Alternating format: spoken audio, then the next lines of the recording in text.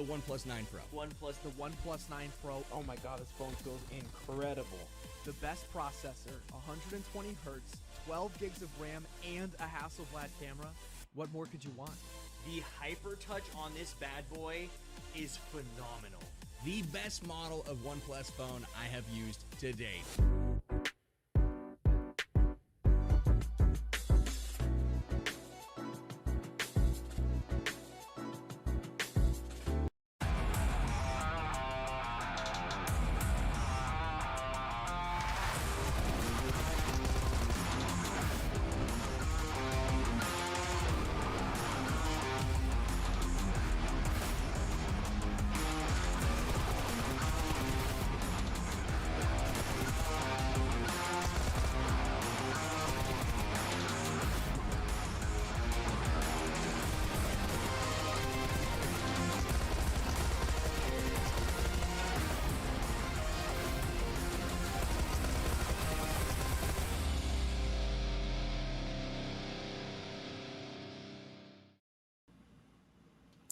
Hello and welcome everybody to the PUBG Mobile Club Open North America Fall Split Day 6 Groups B versus C, aka the very last day of group stage. I am Span Cargo and with me today is Mustache Dave for Game 1. And Dave, how are you feeling about this? This is the first game of the last day.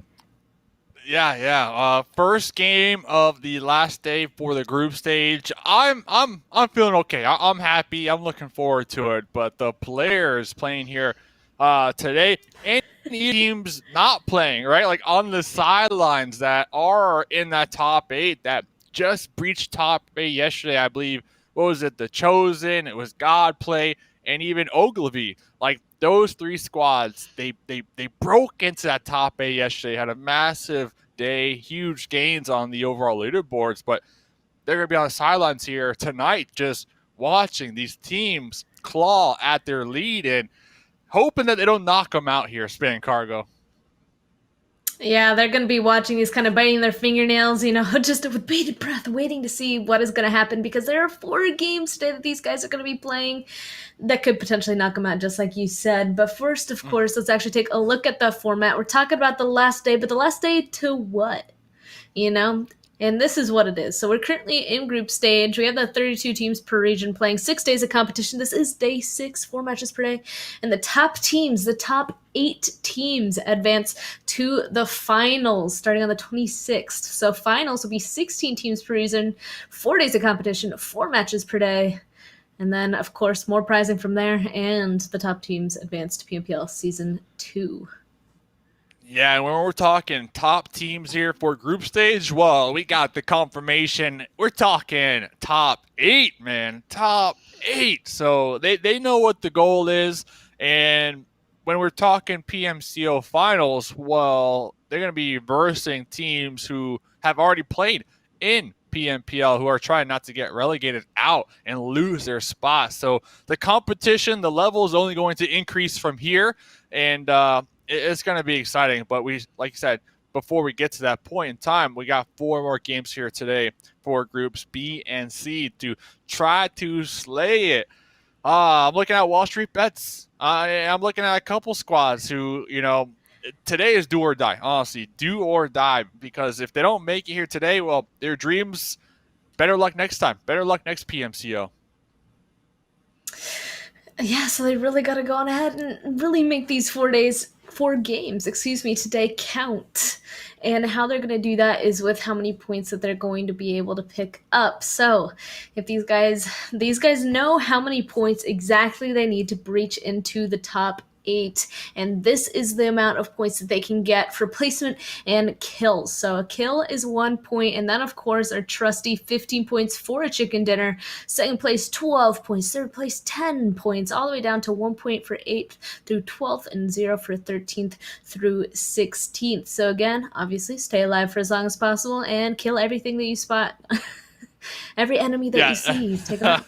You see something, try to take them out. And today is interesting because we kind of saw it develop last night on Sanhok, that heal strat. A lot of teams, they told me yesterday, they we are probably going to focus on healing for Sanhok just to eliminate that RNG. And we actually saw Null try to go for it. I saw Formal had like 63 bandages, had like 12 first aid kits, but it comes down to just being able to hit the timing. You got to hit the timing, especially with the blue zone just chunking you out. Was not able to do so, unfortunately, for them. But it just goes to show you the mindset that a lot of these teams, a lot of these players are coming into these final maps with. Like, they don't want to be predictable, right? Because it's going to be crazy. Those teams at the bottom, they might be dropping you. They might be looking for some early engagements because they have nothing to lose and everything here to gain. Exactly. And coming into this last day, if they're pretty far away or even if they're pretty close, you kind of have to mix it up. You said kind of be unpredictable. Make sure that nobody is going to be able to, okay, they usually go here. They usually make this certain rotation. We know that they like to play a little bit more aggressively or passively and so on. Like if they're really close to that qualifying range, they might have to mix stuff up so that other people don't expect things from them and then potentially take advantage of it. So they're going to have to be mindful coming into these last 4 games about that aspect to make sure that they'll still be able to play to the best of their ability and get the points that they need. So we'll see. You like to you call it the hamburger. You got the lettuce. You got the meat. I'm looking forward to that lettuce game. I'm telling you, the Sanhok game is it's going to be good for some and horrible for others. And I think if you could just go for that heel strat, maybe get top 5, 6 points, get 4th place, 8 points. That will really help you, especially if you're trying to climb up and breach that top 8. And talking about top 8 here, the teams tonight I feel like have somewhat of an advantage because they know exactly how many points they need to acquire here tonight for that top 8. Compared to last night, the teams were like, let's just do our best and hope we have enough to not get bumped out. So I think the teams here tonight definitely have the upper hand because they have that number and they know exactly what that number is that they have to hit here tonight to qualify. Exactly. They know exactly what they need to hit. They know that 8th place has X amount of points, so we'll be taking a look at later so you guys are aware of what their goal is. But yeah, so these 4 games, they're just like, okay, this is how many points we need. Let's go ahead and break it down into 4 games. Well, last night, everybody kind of was just scrambling. You're right. They're just like, okay, we got to get into the top 8, but even more so, we got to get some padding in there. And I think some teams like were able to do that, but still not too far away from those next teams coming in from B and C. And of course, we already talked about it. These guys are playing to, of course, qualify, but also for a little bit of a prize pool. Let's take a look at that. The distribution of the monies with a grand total of $30,000 for that prize pool, $4,000 for first place, all the way down to getting at least $500 per team for participating. I mean, that's a lot to go around. But of course, you want to get the most. You want to get the most. A lot of UC right now is what I'm looking at. And right now, I believe it is going to be Vamp in that first place spot coming into today. So that's $4,000 getting sent straight to the pocket of their manager, T-Weed, the face of the organization here. that face on that logo. So hopefully they have a buffer. And of course, we'll be checking in with the leaderboards here in a couple moments, a little bit later on, to give everybody those exact numbers. But yeah, everybody at the end of today walking away with some form of cash money after playing only 12 maps. It's a win-win for everybody, in my opinion. It is. And again, I know we already said it, but to make sure everybody is aware or knows what to expect today, it is B versus C. We'll go ahead and introduce those teams in a moment. For 4 games, the last 4 games that they're going to be playing, we're going to start off on Erangel, then Sanhok, then Miramar, then we're going to end it off on Erangel once again. So just 4 matches that they're going to have to play. So just had to go ahead and spell it out just in case everybody knows what to expect. And those are the 4 matches and the maps that these guys are really going to have to do well on. And you said yourself you're looking forward to Sanhok. I'm kind of looking forward to that Miramar because the other Miramar ending is kind of interesting, in my opinion, the last one. So another one. The last one for group stages. I can't believe it's already been 6 days, by the way. 6 days of group stages. This is the final day. It definitely goes by pretty fast. And I can only imagine if I'm in the game as a player, how much faster it goes, the time ticking against you here. So each game averaging, 30 minutes. So we got about 2 hours of gameplay here for groups B and C to really try to continue chugging along and making their dreams come true here and making it to that next round. So pretty exciting day for everybody today. And the nerves have to be at an all-time high on the sidelines and in the game.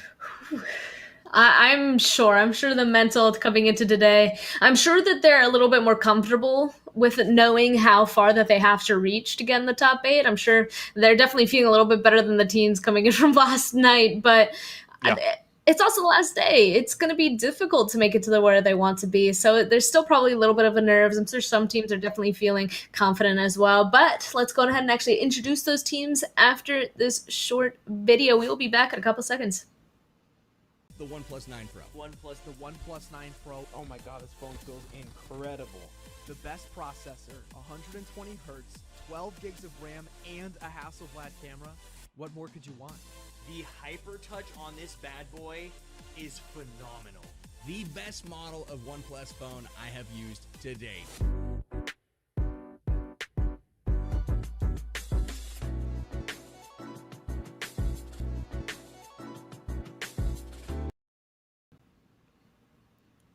Hey y'all, welcome back. PMCO and name Mustache Dave Spin Cargo here, and let's take a look at those teams that we've been waiting for 4B versus C, last 4 games.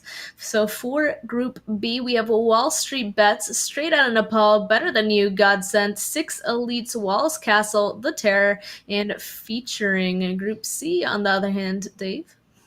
Yeah, featuring Invicta. We got Team B-Town. We got Bat. We got the Taco Lovers coming in hot here tonight. That little cute guy right there. You got Team Bope, Qatar, Stanza 7, and then Storm Gaming and A. So groups B and C. These are the teams right here in the middle that will be participating here tonight.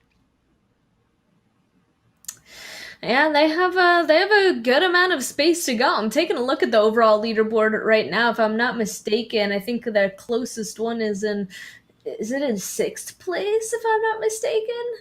So, I mean, that is in good qualifying range, but then the next couple teams need to go on ahead and make their way up as well. And actually, you know what? Let's stop looking over there. Let's actually bring it up on the screen right here just to show you guys a little bit of a visual. There's the overall group stage ranking.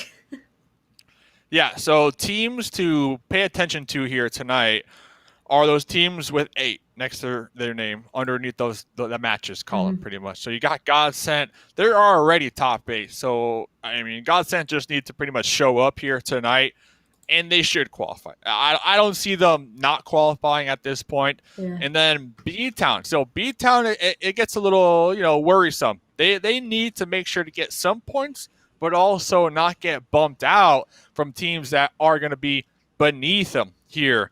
So, honestly, I was trying to think about this last night, like the threshold for that top 8, 122 for Ogilvy. I don't know if that's going to be it, Span Cargo.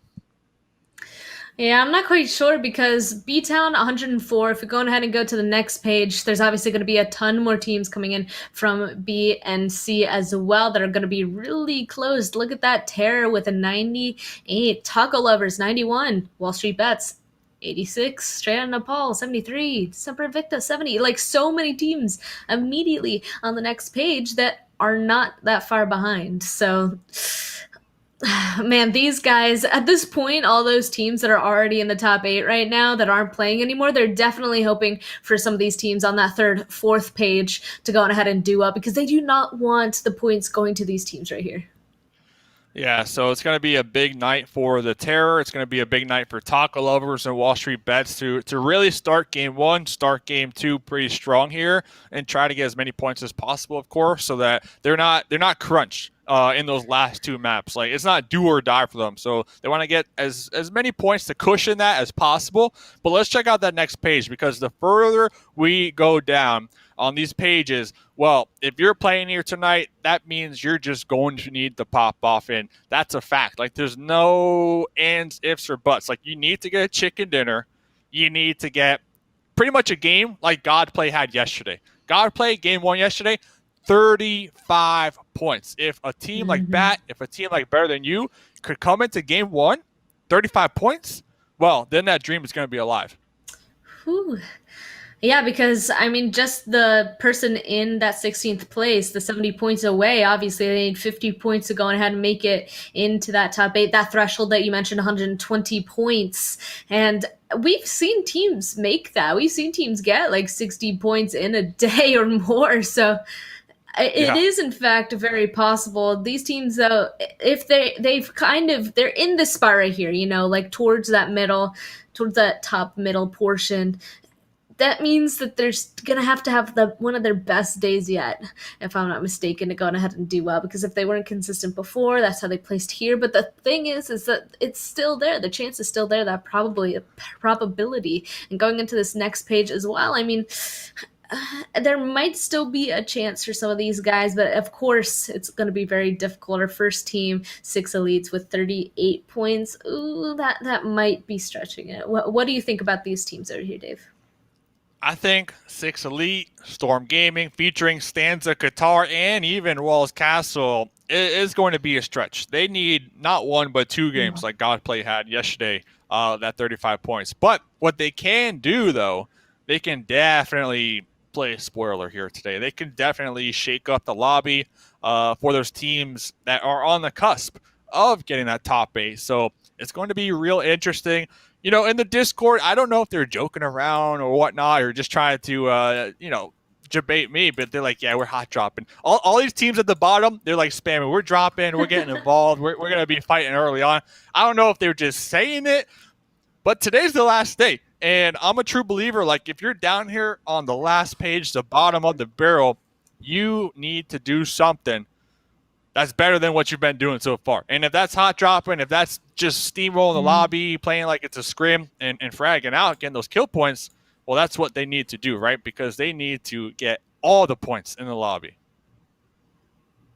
Gotta change things up. Yeah, I think those guys at the bottom, we already said I have to have a huge game. And obviously that comes with being able to stay alive, but also how many kills? Last night somebody won a game with 20 kills. That's insane. I mean, that's the games that we're talking about, the 20 kills. So it's like they have to stay alive, but you're right, they have to go ahead and change up and actually start getting active with those kills, get involved with all the fights that they potentially can, because otherwise, I mean, it's still a bit of a stretch, but if they could just have a couple of huge games like that, like, it's going to be big. But of course, I have a feeling that all these other people are going to be aware of that, and I'm sure that they're going to try their absolute hardest not to do anything super risky. They don't want to die. They're probably going to play. A few of them definitely are going to try and play as safe as possible. Not only that, like, I think at this point, like, I'm talking Walls Castle at the bottom. Like, if you can get a 20 kill game, that's a win, because to me, that's your team getting experience. That's your team trying to put a stamp on the lobby, make a name for yourself here during the PMCO group stages. And yeah, sure, you might not qualify, but if you have the most phenomenal night, you're popping off. Other teams, they might look at you, and be like, hey, that player, maybe we should pick him up as the 5th. Maybe we could use him, as a backup on the bench. You never know. It could open up more opportunities compared to finishing last in the lobby, of course. So maybe we'll see. We'll see what these teams at the bottom, what they can truly pull out the hat here today and do in this lobby. And I'm looking forward to it. I am too, because I mean, you're right, and obviously we won't know that until we finally get to our finals starting on the 26th, but I mean, I'm excited to see who is going to go ahead and get picked up in that scenario, and of course, mostly who's going to go ahead and make it into finals in general. So we already said that we're going to be starting off on Erangel. We are going to be jumping in the plane very shortly, but of course, to go ahead and do well, these teams from our sponsor with flagship performance, an immersive 120 hertz display, and technology made specifically for gamers like Hypertouch, the OnePlus 9 and 9 Pro are your best shot to climb the leaderboards, and that's what all of these teams want to do today for the very last time in the group stage. 4 more games. I believe Lobby 1, getting ready. The players already in Lobby 1. They're on Spawn Island. They see the crew fueling the plane. You know, they're saying, hey, come aboard, everybody. You know, knees weak, arms spaghetti, whatever that saying goes. They're nervous. But ladies and gentlemen, game number 1. I think I ruined it. Knees weak, arms spaghetti. But let's get into it. Game 1, groups B versus C. Let's go, Erangel. Okay, looks like we're starting over on that eastern side. Gonna go to the west, so nice down the center of the mainland of Erangel horizontally. So everybody should hopefully be able to get to their drop spots. Maybe not so much military island, but again, a huge opportunity for everybody to be able to spread out. And of course, I personally love to see fair plane pass like this because I think that just means that later on, everybody's going to be able to stay alive, spread out, and that mid to late game is going to be that much harder.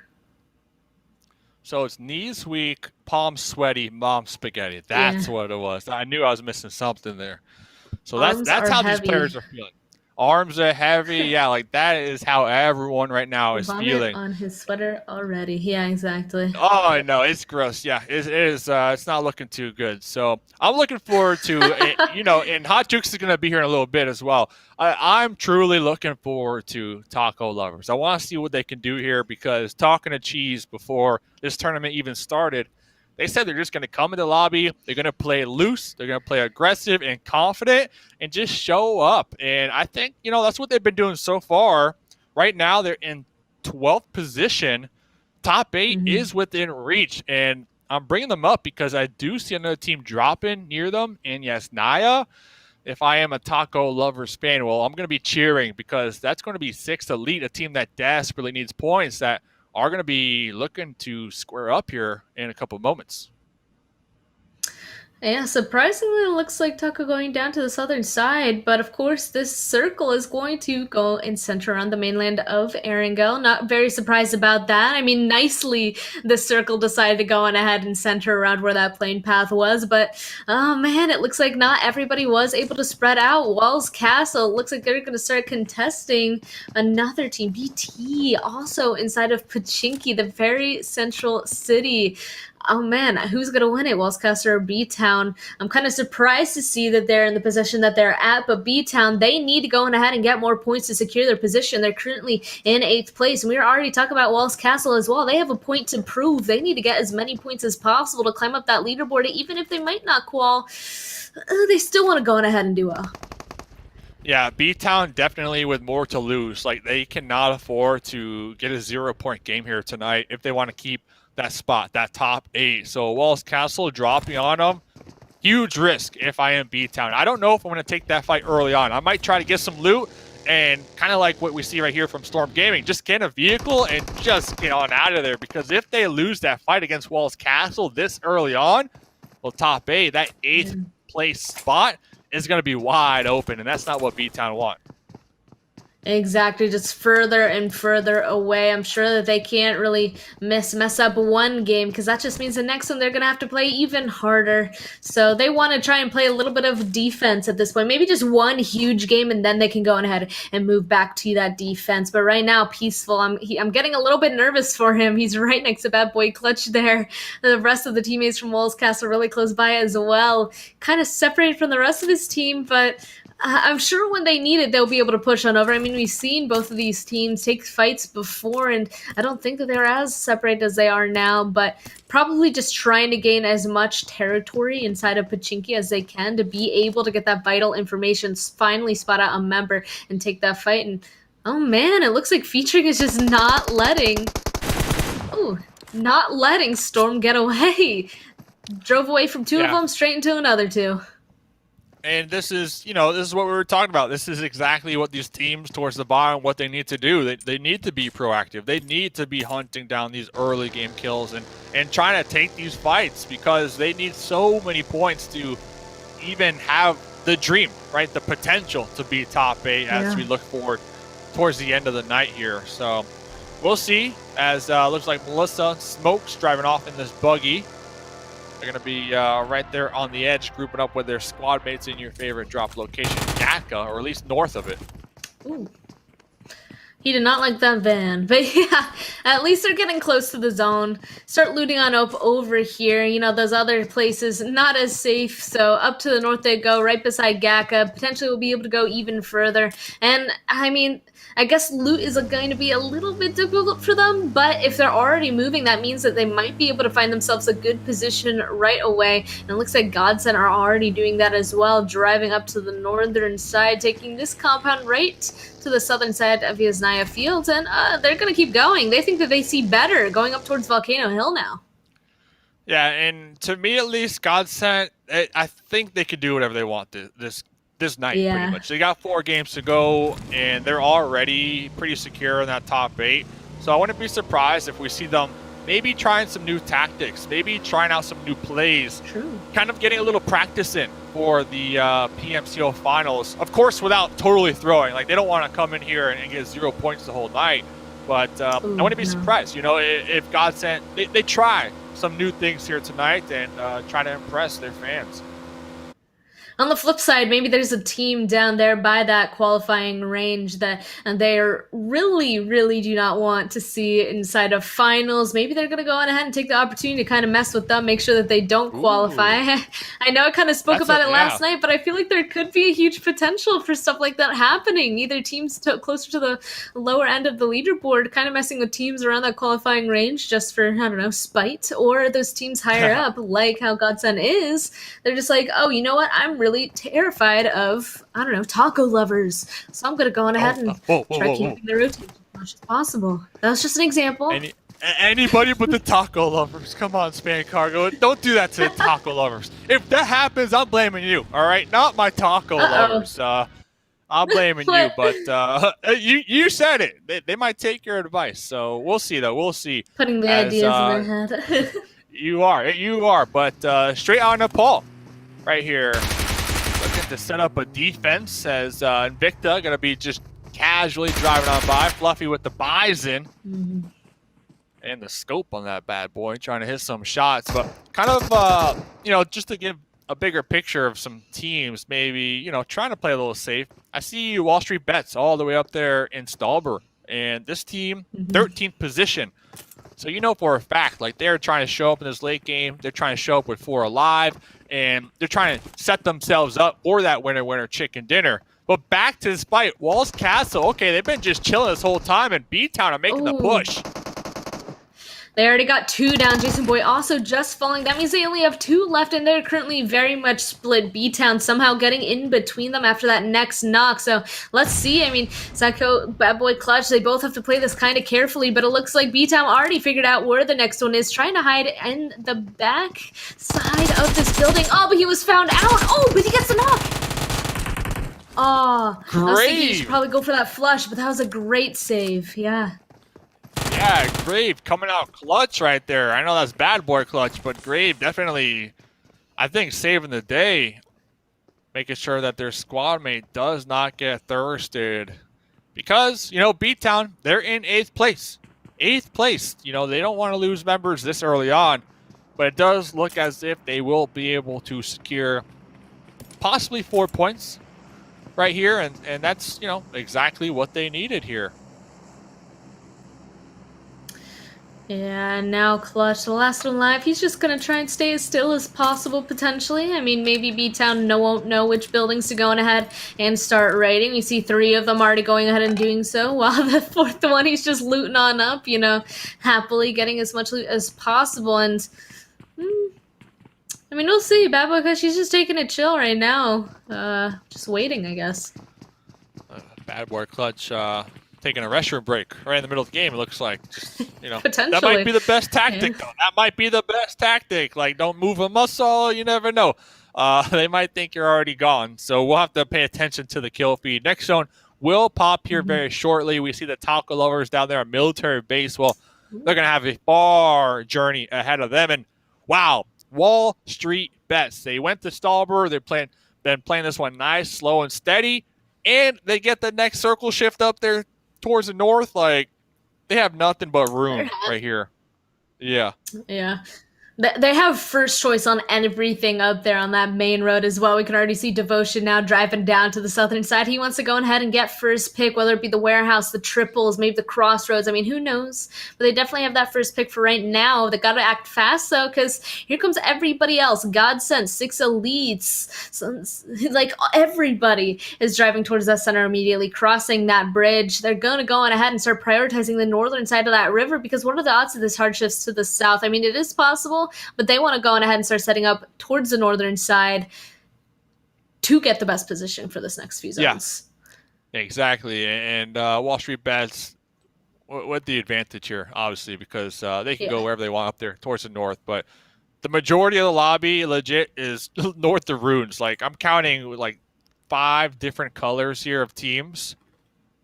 And we'll see them clashing here shortly as, Bad Boy Clutch, the last member of Wall's Castle, finally spotted and eliminated just in time for B-Town to casually roll out of their drop spot Pachinki. So now this is when the game starts for B-Town. They got those 4 points.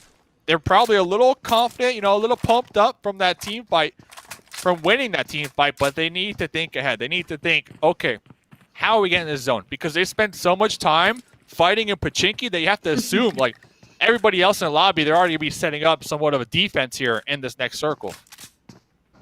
Yeah, no, they're going to have to be careful. They're probably just going to wait even longer, or maybe make a rotation to the west or east, make a far rotation. But, it looks like Qatar, they're not in a great situation. Oh, no, Featuring decided to be aggressive, making the push. He got to knock on a 1, but there we go. No hacks now running back inside, but his exit plan is blocked off by fire. And it looks like they are not done. Even more Molotovs starting to be tossed inside this Wizard Tower. But again, he's jumping out. Oh, but the second time is not the charm. It doesn't work this time. And Featuring gets that knock, but man, saves the teammate. Yeah, back at the vehicle, he's going to be able to get that res, and Featuring, their next team eliminated. Done. Just in time as well. They're going to be able to pop their vehicles and go pick up No Hacks, who has been holding down this tower. Do they get the pickup on No Hacks before they loot the crates? Okay. Solid teammates right there. Because solid. If that was me, I might loot that crate before getting the pickup, not going to lie. But good teammates right there. But look at this. Cheese, the big cheese from Taco Lovers. They're finally making their way into the zone. They heard those shots a couple moments ago. They're still on the edge. So they're still trying to calculate what's the best move, what's the best way to make it into the zone. I would assume without being spotted right now, because they would be at the disadvantage in the blue. Yeah, exactly. It looks like Cheesy's just scoping on in, trying to figure out their next rotations. Yeah, there you go, playing prone. Want to play it a little bit safe. I mean, that blue zone being on top of them is not ideal. They're just kind of hoping the Qatar, they're just going to leave so that they can go right behind them to cross that bridge. Because as we can see, this next zone will shift, and it's actually going to pull over to the west. So if Qatar, if they leave, Taco Lovers should just be able to follow right behind and get us just to streamline it straight into zone. And taking a look at this zone shift, it actually looks like the majority of the people were over here anyway. They just really have to find those final places to choose to play inside of now. Shooting rates of Vernie, huge places to be. It looks like Crossroads already taken actually by Wall Street Bets, which is pretty big for them. They got that prio, that choosing that they wanted, that great advantage.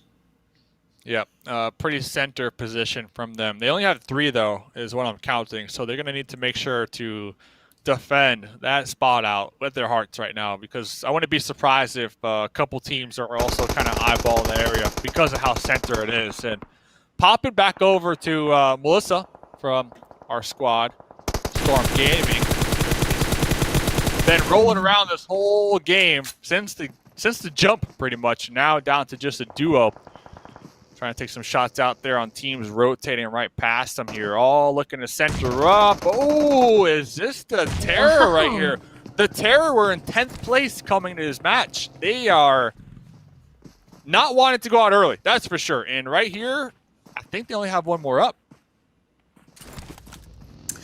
Nope, it's just one more, and we can see that his other teammate downed right beside the rest of Better Than You. Probably going to start making those rounds. Yeah, I feel like this is what we usually see from players with a vehicle. Start making those rotations, see if they can spot anybody else out. Looks like they're just going to go ahead.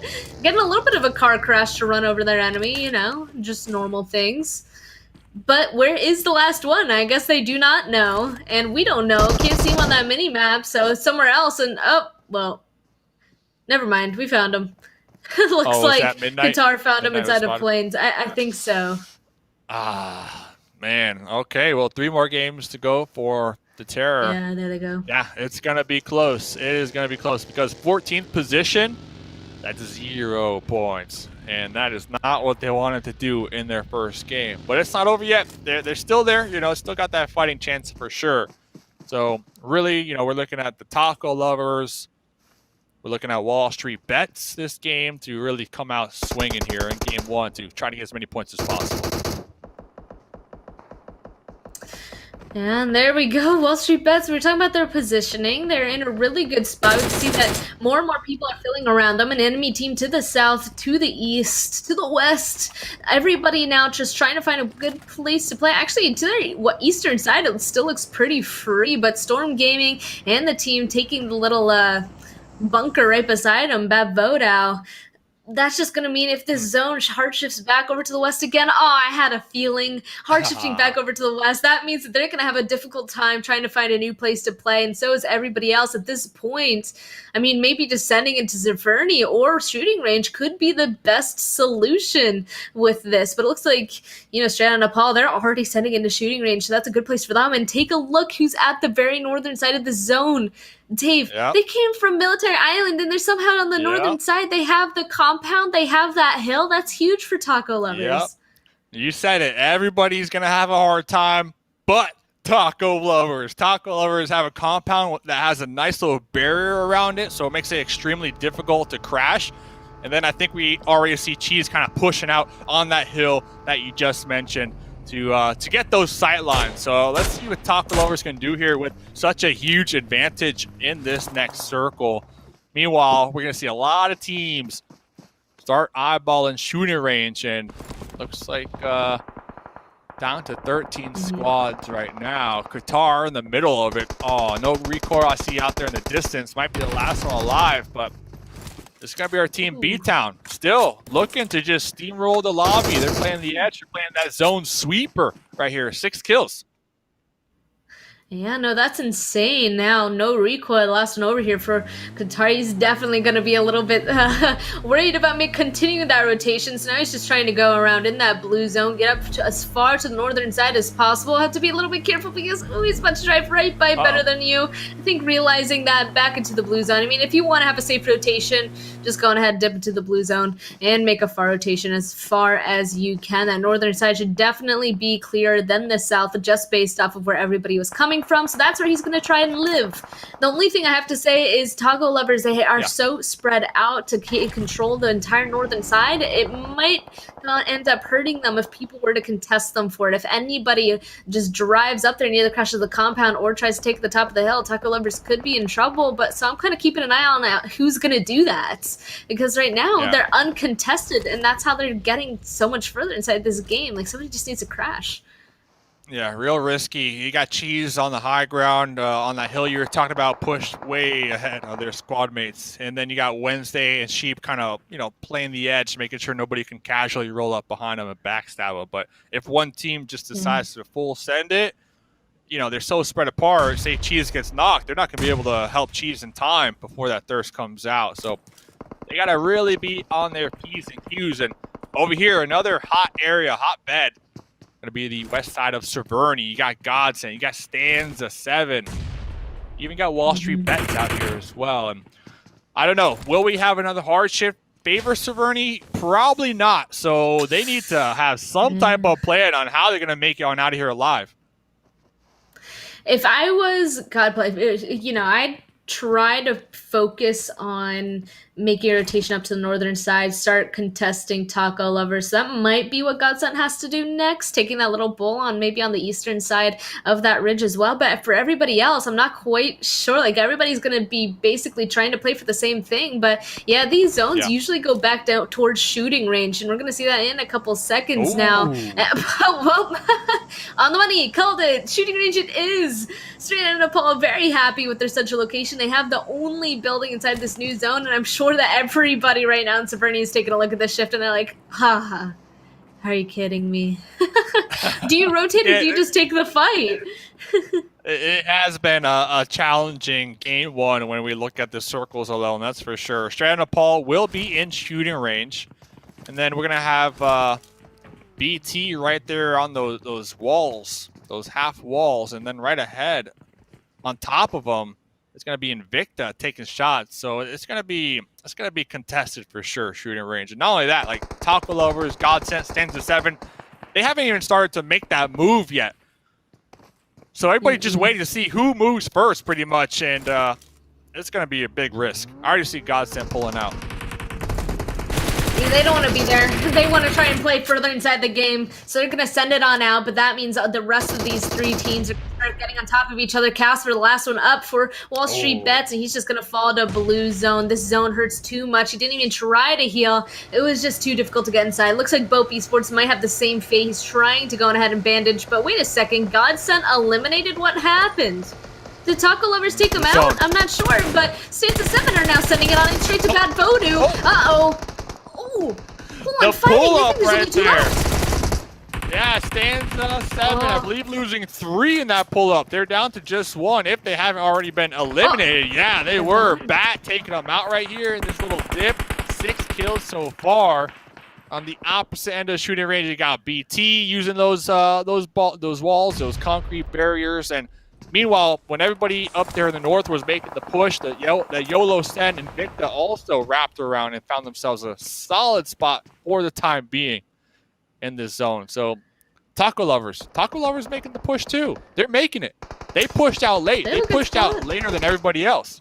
And they still have a good spot. Like, they still have that little bunker entrance as well. That's a good protection for themselves, except for Wednesday. It looks like he couldn't quite make it, so now he just has the buggy for his cover. Gotta be careful from straight out of Nepal, or potentially even better than you, but he might be able to make a rotation right when he starts hearing a lot of fighting in front of him soon. Actually, I guess he's just staying there. Maybe he just wants to make sure nobody's able to peek on over onto his team, so he's gonna stay there, which might be risky. I'm kind of worried for his life. But now everybody should finally be inside zone. 6 teams are left. And of course, the zone's only going to get smaller still. So straight out of Nepal, maybe even B-Town. I think they're going to be quite happy with these next few shifts. We saw the Butcher right there sitting on that backseat of that buggy trying to get that TPP, that camera angle, trying to get as much knowledge as possible.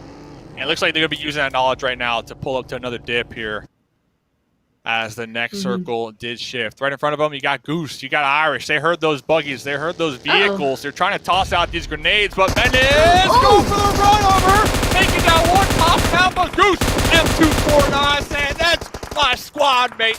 Not gonna let them go out like that. Trying to hit that reload. Wow, I'm surprised they're not pushing this. I am surprised. Better than you are not pushing this. They should know there's only one up.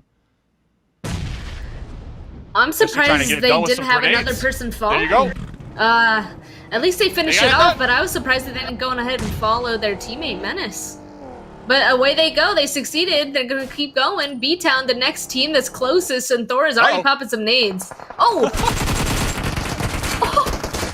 Better than you. They just full on crashed. It worked out the first time. Let's do it one more time, boys. Let's see if that works out. Well, this time they got put to a hold, but the Butcher coming out with that clutch grenade onto Grave right there. And the Butcher is slaying in the back line, still taking shots at, I believe that is going to be Shroud Nepal as well, up there in the north. So the Butcher is just shooting everybody. Time to use that little ridge and that wall to the advantage. Already popping smokes. Uh-oh, here comes Taco Lovers. They're able to make a rotation around, but they have to make their way in through the center of shooting range, which is pretty out in the open. Wednesday already going down, actually. They're trying to spot out better than you, but straight out of Nepal, going to make it a tiny bit difficult. They might be able to find a place to hide in there. At this point, everybody again is inside zone, but it looks like B-Town does not like the better than you is so close, and neither does Taco Lovers. So again, all of the nades being thrown out. Joel super low. Same with Butcher. Butcher actually goes down, and that's it. They're out of the game. Better than you eliminated in 5th place. 4 teams are left, and they're all on the cardinal directions of this zone, super spread out, and that definitely means that this next zone is not going to encompass everyone.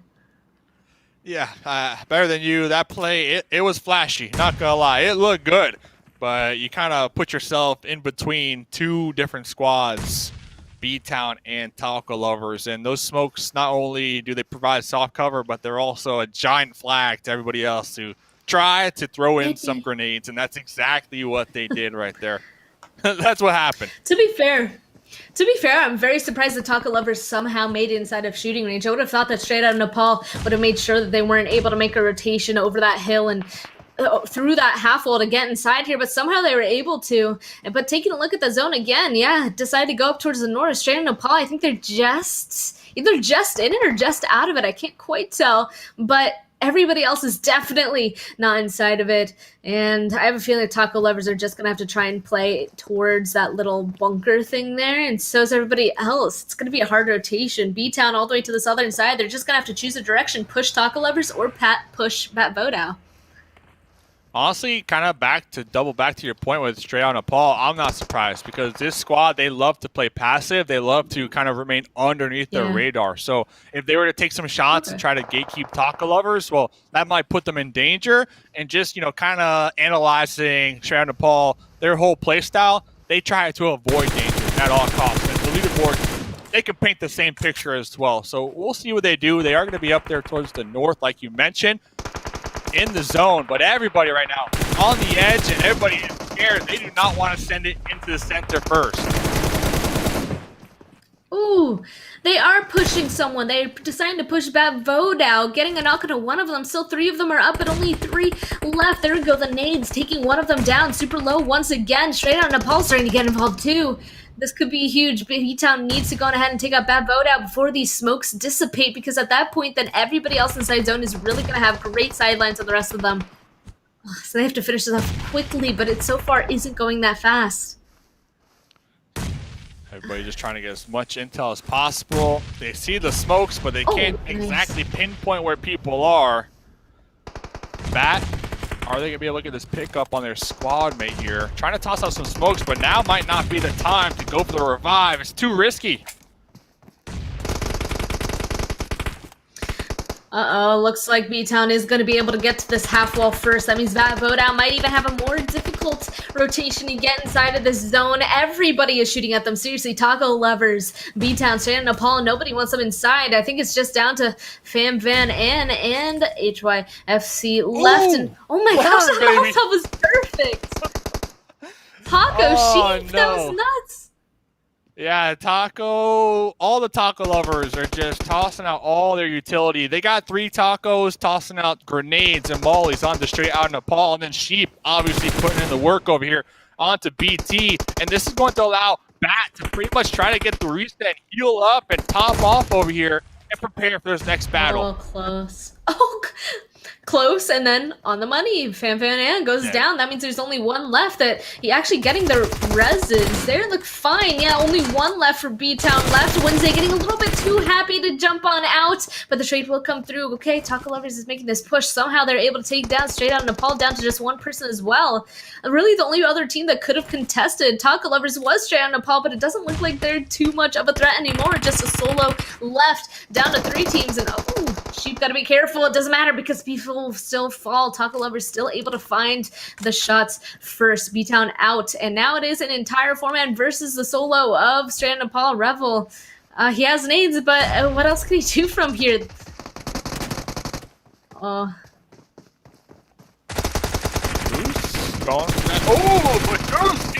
too hard.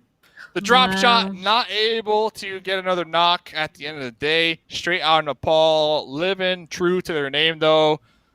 Playing that long game, right? Playing that long game. They had a couple kills, towards the end right there. I'm counting 6, so also pretty solid. But consistent placement points, that's the strategy for Straight Out Nepal. That has been the strategy that we've seen the entirety of the group stage. And it's working. It's working in their favors, but Hot Jukes is going to be excited because Taco Lovers, they came into this game 12th place.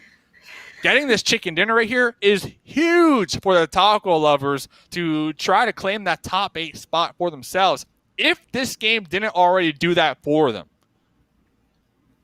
It seems like they're definitely on a mission. I mean, I feel like they've just been slowly increasing the amount of points that they're picking up every single day that they play. And so this one being the last one, and they're just outside the qualifying range, I'm not surprised to see that they're already going hard. Somehow able to win that first game, really the only team. I was like, okay, the team that's going to win is either Straight on Nepal or Taco Lovers, but Taco Lovers just taking it away, making sure that they were not going to be contested whatsoever. They kept all 4 of their members up. Like, I mean, that's insane. And then from there, that blue zone was able to just push everybody else in, and Taco Lovers were there to just clean it on up. So that was great from them.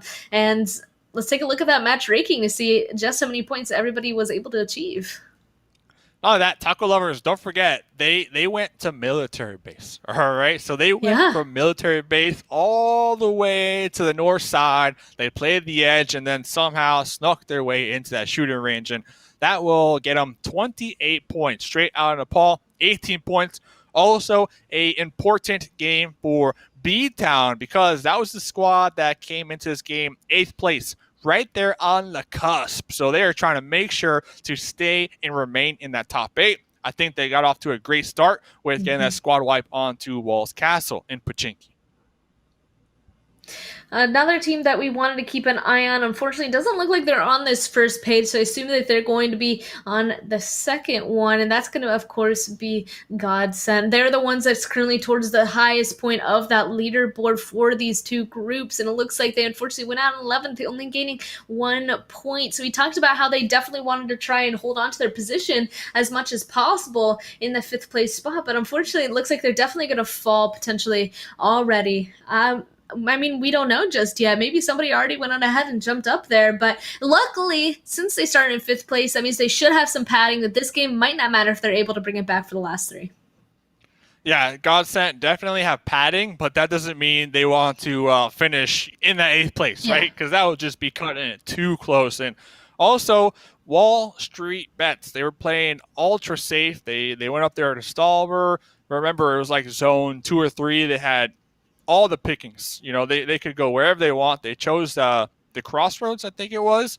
But we saw those west shifts kind of just, throw a wrench in that plan, and they got taken out. They got taken out in 14th, and they only ended up with 1 point. Not how they wanted to start the night, considering they came into today 13th place, also trying to hunt down that top 8.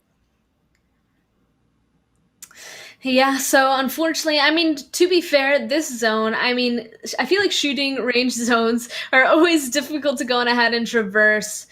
Everybody, there's not enough space. Everybody has to get in a fight. Basically, everybody who got there first is going to be the teams that are able to succeed towards that late game. Not too many crashes really happened onto the main building of shooting range either. So some teams just kept feeding down into the same areas and unfortunately were just picked off. So a very difficult first game in terms of circles. So maybe going into our last 3, maybe they'll be a little bit nicer. As viewers, as casters, maybe we don't want to see that. I'm sure they'll hope. I hope for the teams that it'll be a tiny bit nicer, but just, I gotta say that first one is really difficult. That maybe how some of these teams performed isn't the way that they're going to for the last 3, is what I'm trying to say. I also hope for the other teams that the Butcher isn't continuing on with the momentum from last game. We saw them hitting mollies. We saw them going for some crazy pushes and vehicles. We saw them hitting them grenades and them shots. I think the Butcher had like 5 or 6 kills to themselves that game. So if I'm in the game, watch out for the Butcher. They're coming for you. And what else is coming for you? Well, a quick break and then Sanhok, baby. We'll be right back. The OnePlus 9 Pro. The OnePlus 9 Pro. Oh my god, this phone feels incredible. The best processor, 120 hertz, 12 gigs of RAM, and a Hasselblad camera. What more could you want? The HyperTouch on this bad boy is phenomenal. The best model of OnePlus phone I have used to date.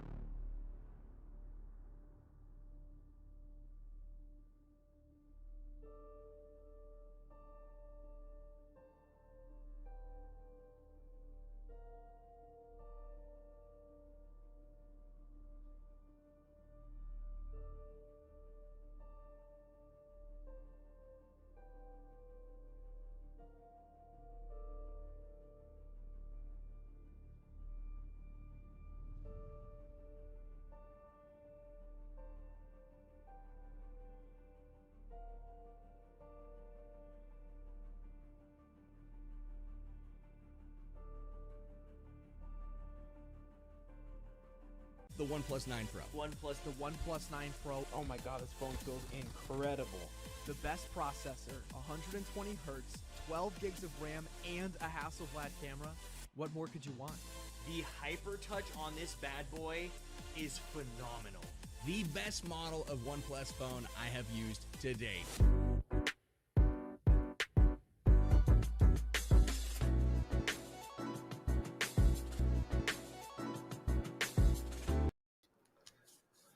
Taco lovers, baby. Let's freaking go, dude. What's up, everybody, man? Welcome back to the PUBG Mobile Club Open. Hot Jukes here with Mustache Dave.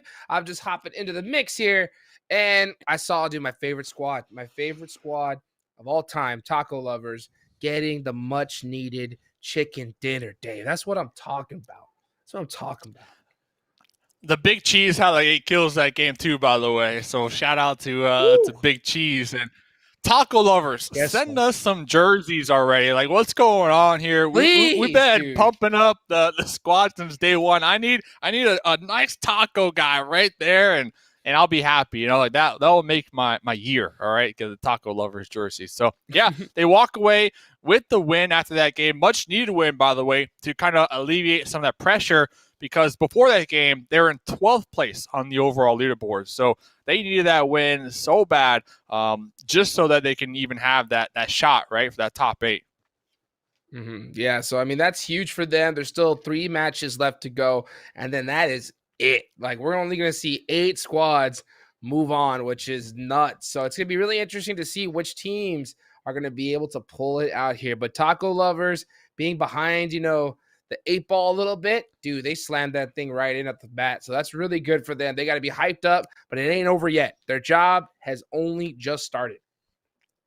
That's a fact. With 3 more games to go, yeah, you might not need a chicken dinner if you are taco lovers, but definitely you want like 5 kills per game. You want to get like 8 or 10 points, right? Yep. 30 more points here tonight. That should nail it. That should nail it if other squads aren't popping off. Now, one team that I'm going to be looking at all night long, and we were kind of talking about this yesterday, Ogilvy, 122. Oh, yeah. That's what they ended. They I don't know. I'm still like, I want to find out, like, is 122 going to be that cusp, that cutoff, that 8th place? Like, I don't know.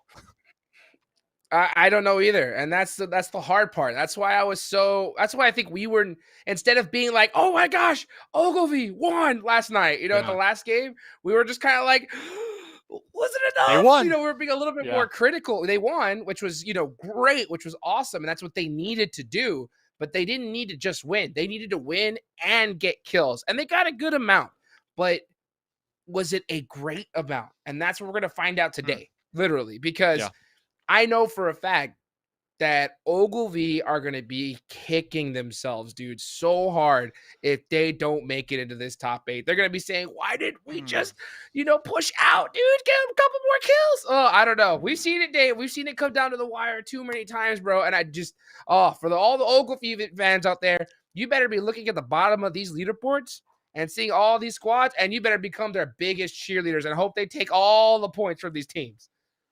Well, talking about leaderboards, I don't know. Do we have them available? Because I'm real curious if the Chosen and Godplay, after only 1 game, did get kicked out of that top 8 who are not playing here tonight. They just made it, I believe, with 105 after their last night's performance. So I'm real curious if only after 1 game that 105 threshold is kind of already said and done type of deal.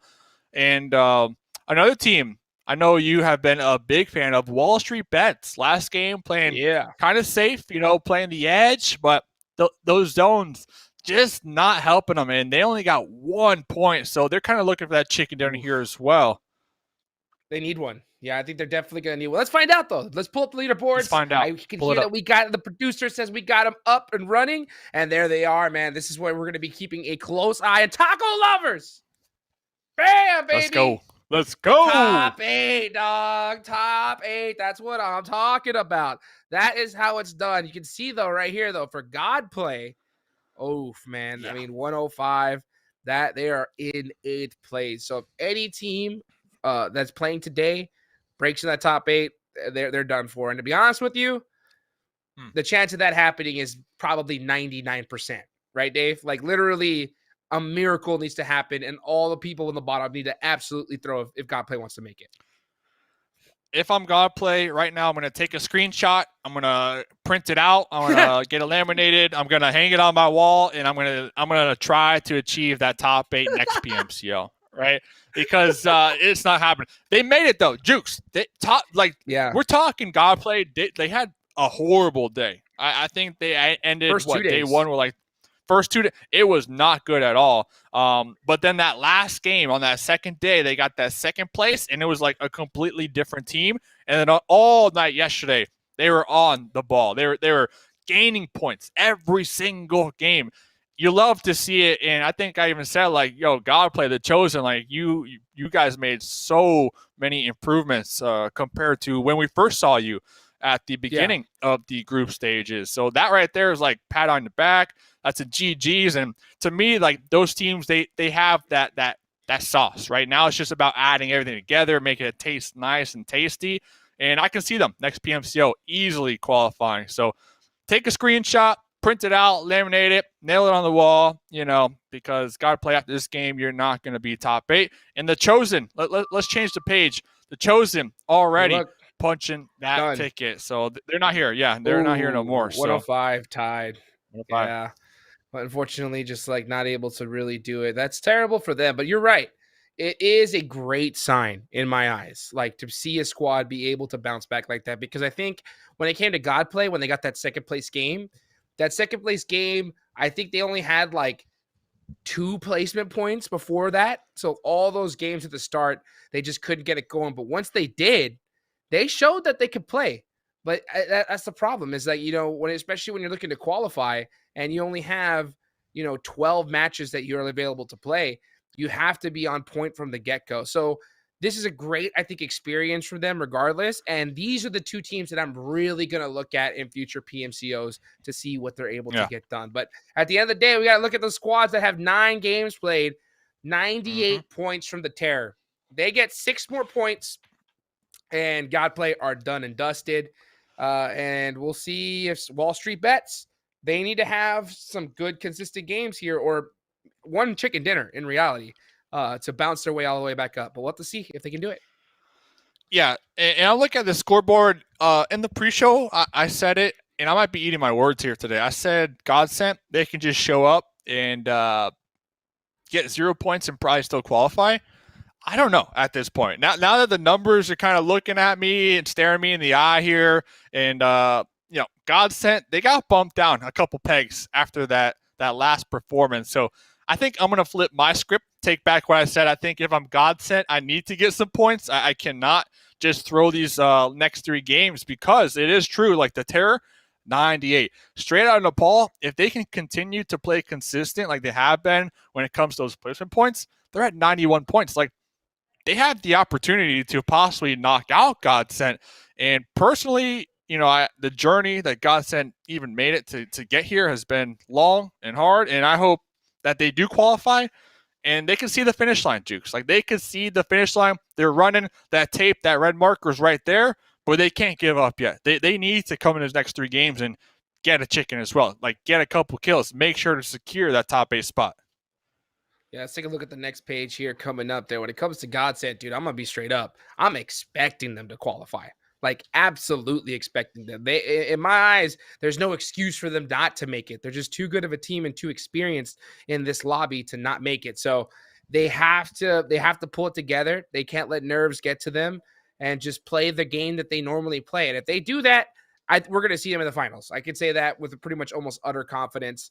At the same time, though, we've seen, some solid teams throw in the past. So it's going to be interesting to see only 3 games left here. We can see squads that have 9 better than you and Bat Vondu. That rhymes. But if they want to have a chance at top 8, it's chicken dinner time right now, to be honest. Like 75 points with a chicken dinner in just placement alone, that'll put them at 90, which with 2 more games after that could definitely happen.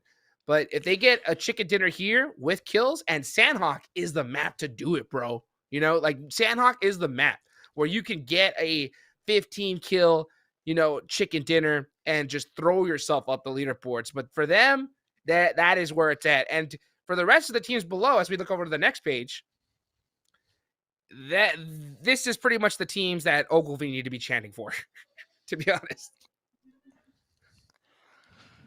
Yeah, I guess, but the thing is, last game, Walls Castle gave points away to a team that Ogilvy doesn't want them to be chanting for. So it's like, it depends. It depends what teams they truly run into. And I'm looking at Better Than You as well. Last game, the Butcher was butchering. I mean, 6, maybe 5 kills. We saw them popping off, and it was amazing. And if you want to be amazing, you want to play amazing, well, you need the flagship performance, the immersive 120 hertz display, new technology, the HyperTouch built right into that bad boy. You know what I'm talking about, the OnePlus 9 and 9 Pro. That is going to be these teams, their best shot of climbing up these leaderboards, especially as we head on over to Sanhok, a.k.a. what Span Cargo would call it, the lettuce map of the game here. And it's going to be a spicy one, man, because you got those teams at the bottom,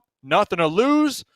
They can drop wherever they want here, Hot Jukes. And then you got those teams right there on the cusp, playing their heart out, trying to qualify top 8. It is going to be exciting. Let's get into the game. Let's bring it, Sanhok. Let's get it, baby. Here we go. Man, this is a critical map, bro. This is a critical map. I guarantee you. Better than you, Bat Von Du. Those squads are sweating bullets right now because they know they have a chance. They do. It's mathematically possible. Absolutely. So, but they need a chicken dinner right here. They have to have it. Either a chicken dinner or a top 3 finish with kills, to be honest. I would say that they have to go for the chicken to really, really stand a chance. Because the problem, though, Dave, is the same thing that happened yesterday, right?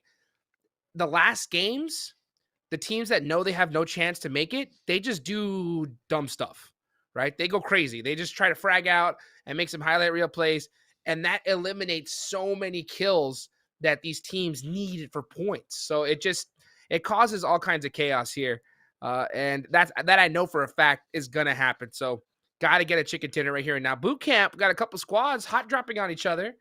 That's interesting to see. Looks like we're gonna look at a nice little southern zone here. That's so true. Last game yesterday, it was like, 15 minutes in the game, and we only had 8 teams left. So let's see. Boot camp, okay. Looks like we are going to be having, I believe, the rematch. Walls Castle over here. Free points. Trying to push B-Town. Free points versus B-Town, dude. Well, not so free anymore. They ended up taking one of them. Doors taken out.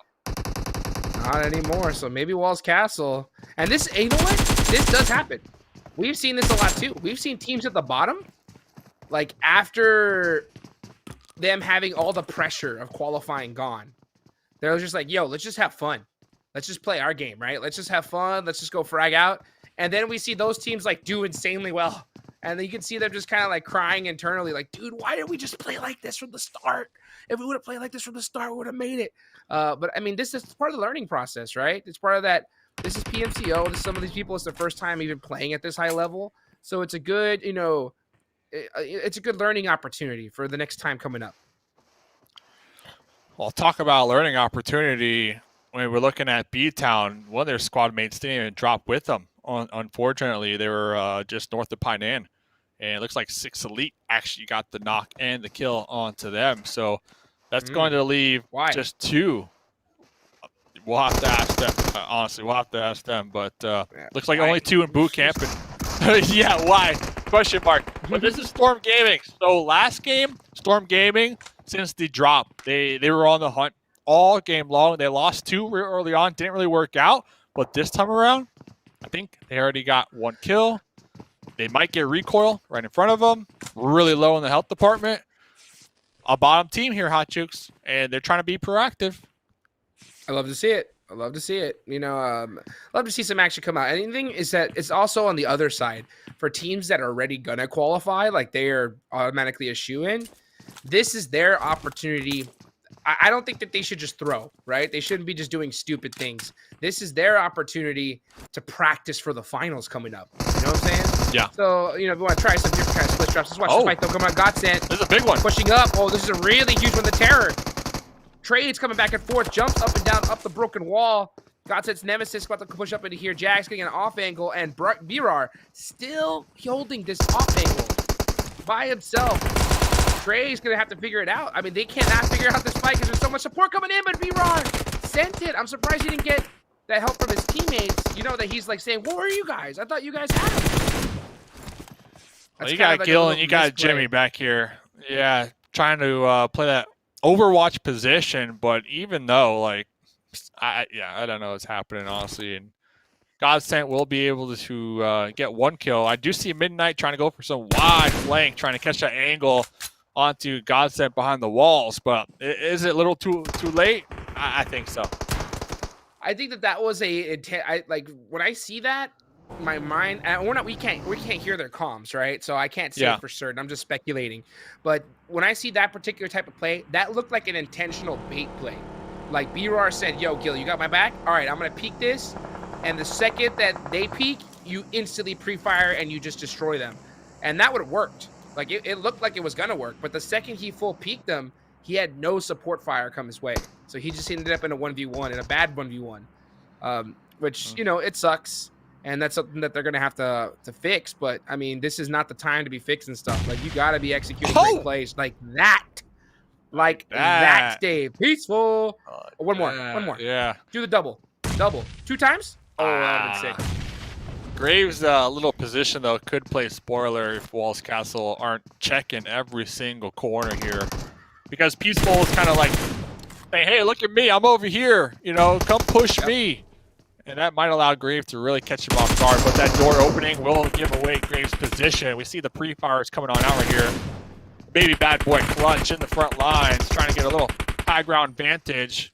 Another angle through this window onto Peaceful. Graves still somehow managing to stay alive right here. M249 from Jason, though, trying to go for those pre-fire shots, but Graves scaring him off with the UMP. Finally, someone hits out Graves. Baby bad boy Clutch get traded on in themselves over here. Unfortunately for them, Peaceful is just that thorn right here. Like, Peaceful isn't going out. This is why Wyatt Walls Castle is in last place. This is what's happening right now. Like, this is a 3v1. Why aren't they all just fully sending it in? You know what I'm saying? Like, they're playing it passive against one player. So, like, it's little mistakes like this that you just kind of have to learn through and fix. Because the only way, like, Walls Castle lose this if they keep challenging him 1v1v1. Like, they need to just full send it as a team. And I think Peaceful realizes it. He's like, yo, I got this guy pushed up by himself. Do I have a chance to get a 1v1 here? He'll take those all day long. Yeah, now they're starting to realize, like, all right, we got an advantage here. And that's how you do it. Oh, wait. Oh, look at this, though. Dude, BM? You can't BM with one health. You got no right, dude. With one health. You cannot BM with one health there, okay? 4v1. Hey, the small victories, though, right? Small victories. Yeah. So. Hey, winning boot camp. Yeah, I want to hear in the chat, like, what did the Mata say as soon as he got that kill? Right? He's like, yeah, get some, baby. We win those, We win those. Is the game done yet? Did we get the chicken? What happened? I don't know. I don't know, dude. Man, pop the confetti, bro. Take it to the bank. But that was B-Town, though. That could be huge for the leaderboards, right? B-Town gets taken out early on. 16th place at 0 points. And I think they only have like 1 kill point out of that. Like, to me, that's B-Town kind of throwing here. And yeah, they might be top 8, but there's still teams beneath them that have the opportunity to have a really big game and overthrow them here tonight. Yeah, I don't see it as kinda. I see it as throwing. Like, they definitely did. And it is good for teams here because that eliminates B-Town's opportunity, period, to soak up any points for the rest of the lobby. And that just gives you more opportunity to get those points under there. And not to mention a really good squad you don't have to really deal with. So the door's open, I think, in this game. And this is what I was talking about, especially for teams that are, like, better than you, Bat Von Du. They need to just explode here. Like, they need a top 3 finish and like 10 plus kills if they really want to feel decent and have a chance, really. at making it towards the end, because the last 2 games, bro, I mean, it's going to be just like a circus with so many just teams just doing random stuff. Look at that. Oh, You called it. drive I up. mean, you're talking about exploding. These 2 squads are right on top of each other, and Better Than You literally trying not to explode in their vehicle, as we see the Butcher just kind of go for that dive into the water there as the blue zone starts to close on in. Yeah, Menace is going to take a little dip himself, too, it looks like. And Babadu, I think they're going to just... This is smart, in my eyes. What do you think about because this? They don't have... Yeah. This is smart, because they need, like I mentioned, it has to be a top 3 for them. They know it. And when I see them just play extra conservative and don't want to take any risk, they don't even want to lose one person right now. They do not want to lose one. They need all 4 up towards the end. They know they need a top 3 and kills. And right now they have goose egg. They have no kills at all to their name. They cannot go out early. If they do, they're pretty much screwed, to be honest. So to see them play extra conservative and smart, I don't blame them one bit, bro. Not one. And I guess the same could be said for Better Than You. So just unlucky that both of those teams who desperately need those points, that top 3 finish, are just kind of leapfrogging right next to each other in their battle to make it into this next circle. And, well, Better Than You, they're going to run into Invicta first over here as Irish driving right in front of them. Looking for a rotate. They might be pulling in right behind Taco Lovers. And you also got Storm Gaming behind Invicta. So we got about 4 different teams all eyeballing that western edge, that new circle. And straight out of Nepal, pretty center right now. Doing some scouting, looking for a spot. Looks like Team Bope are going to be here for the time being, though. Team Bope. Yeah, they're pretty low on the leaderboards. You just see them just kind of peeking out, holding it down. Everybody just getting set up, man. That's the problem with Sanhok is, dude, the zone timing is just toxic here. Like, the second that zone pops, sometimes you got a minute, sometimes you got just 30 seconds to start moving. So right now is a really big time to just set yourself up in the best position to predict where the next zone's going to go. Dude, man. Drive up. Talk about driving up. That might be a mistake right Right there. over. Oh, making the quick U-turn. Got him. Goose is down. Whack. That's what he heard. Remember, bro. there's 2 gooses here tonight. So that's only one of the gooses. But Scorpio. One of them looks like a goose right there. You can see that yellow feet looking a little extra long. Man is going down here. Ivory Butcher. Hey, Saints, what are you trying to drop shot, bro? Trying to drop shot me? No, sir. Like the shotgun on the side. Oh, and they catch him in the back. Semper Invicta. Out of there. And that's good for Better Than You. That's very good for them. Yep. Well, they did lose 1, so that's tough. They but lost 4 Menace. points, I think I'll take the trade, to be honest. I think Menace was playing definitely too risky, though. Menace was the one in the coop. Almost got taken out by Scorpio. Made that U-turn. Fortunate was able to get that run over on Goose. But they, like you said about Bat Bondu, like, they need to keep all 4 alive, right? Better Than You, same game plan. Keep all 4 alive so you set up in a nice position in that late game. And talk about being set up over here. You got the Sanhok Pirate out here taking some free shots through that window on the stanza 7, just kind of ignoring that open window as they all look for that loot. And you know whose loot that is? Well, that's Trixie's loot. Bro, dude, Trixie, I guarantee you, he was screaming "Arg" after missing those shots. Because, I mean, that guy was right on the open for a second. And I missed those 2. So Trixie's just by himself. I mean, you can just see he's just trying to go to make plays. Oh, he's getting shot in the back, dude. Third party. He's like, really? Oh. Yikes. 1 health. Walls Castle taking another point, featuring eliminated. Walls Castle. How many? Whoa, there's a huge nade. What happened? 6 elite just naded? Storm?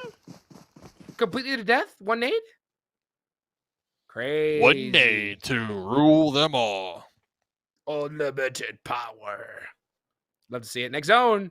Walls Castle, dead center. Let's look at the teams that really need to focus on. Bat Vondu, they're out of the circle. I think God sent. Taco Lovers. Yeah, true.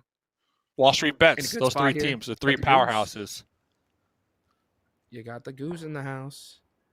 Interesting. You got Storm. Yeah, it's going to be. We have to see how these guys are going to be able to clutch this out here. Walls Castle having their pop-off game. They have 18 points in total, bro. And 4 kills already. Right now. That is That's about to double up, bro. If they can keep getting kills and a chicken, like they can literally in one game double their entire group performance score. And you know what? Like I said earlier, it might be too late for top 8, but it is never too late to get that chicken dinner, to walk away saying that you got a chicken dinner in PMCO. You know you have what it takes to compete at this level. And just, back to the drawing board. But you know what? You got the chicken. You came here. You tried your best, and that's what counts. So I'm rooting for them. I'm rooting for Walls Castle. And if they get a chicken, that's only going to make the last couple games even more spicier for those teams who are on that cusp, right? On that top 8 cusp. Because realistically, that's going to be points taken away from those teams that are right on the line here for that top 8. Yeah. Put it in the Twitter bio, man. Put it in the Twitter bio. I'm going to be straight up, though. Walls Castle, if they're looking back at the footage and figuring out what they can do different, I don't think that they should take it. Let's say even if they won this one, I don't think they should take this win full-heartedly. You know what I'm saying? I think because at the end of the day, this is like the last couple of games. There's teams that know that they have no chance regardless. And you got a team like B-Town who knows they're going to pretty much qualify. So you're going to start seeing a lot more looser play. So I don't want them to make the mistake of like taking a chicken dinner here and thinking, oh, all we had to do is this. No, because in the thick of it, at those early games, teams are playing much differently. So I think that's something that there's a little asterisk there, to be honest. A little asterisk. But guess what? You can put the asterisk in your Twitter bio, Dave. You can put I got a winner's chicken dinner in the PMCO. Throw the asterisk in there. Yeah. More than I can say in my Twitter bio. So, that's what? At the end of the day, I'm going to be jealous, and that's all that matters here at this point. And, Blue Zone going to be closing in here very shortly. We got Walls Castle. We were talking about them just a little west of Quarry. We got Stanza 7. I'm surprised these squads at the last page are playing so slow. Right now, if I'm Walls Castle, if I'm Stanza 7, I think I'm going to be trying to sweep around the edge here, trying to get involved, trying to get some fights going, trying to get some kills going. Because finding a compound, camping in the compound, I don't know. Even if you get the chicken dinner, that's 15 points. That's just not going to be enough here. So we'll see. Next zone does go on up. So they are going to be on the edge. And look at that. The 3 teams that we said we have to keep our eye on. Wall Street Bets, Godsent, Taco Lovers, those 3 big teams with the most realistic chance of being top 8 at the end of tonight, well, they have a challenge ahead of them. Yes, they do. The fact that all these kind of like heavy hitters are about to crash onto each other on the same side. Now we're starting to see right now Taco Lovers going against Bope. Bope been chilling here the whole time. And here comes the goose. And here comes the sheep. And down goes the goose. And down goes the sheep. Hold his own. No, he doesn't. No, he ain't going down. The turn? Oh. One more, so close. bro. Yeah, one more.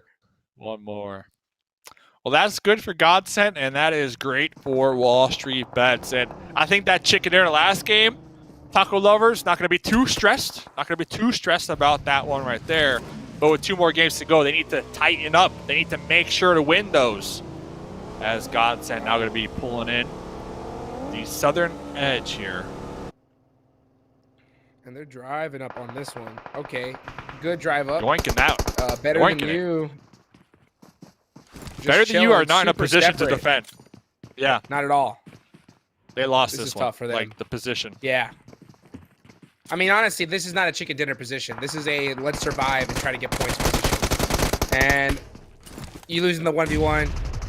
Ouch. Oh, well, it looks like he did end up getting 1, but the 1v2, that's the problem. Like you can be really good at a high level, but when you play against a decent 1v2, you just don't stand a chance.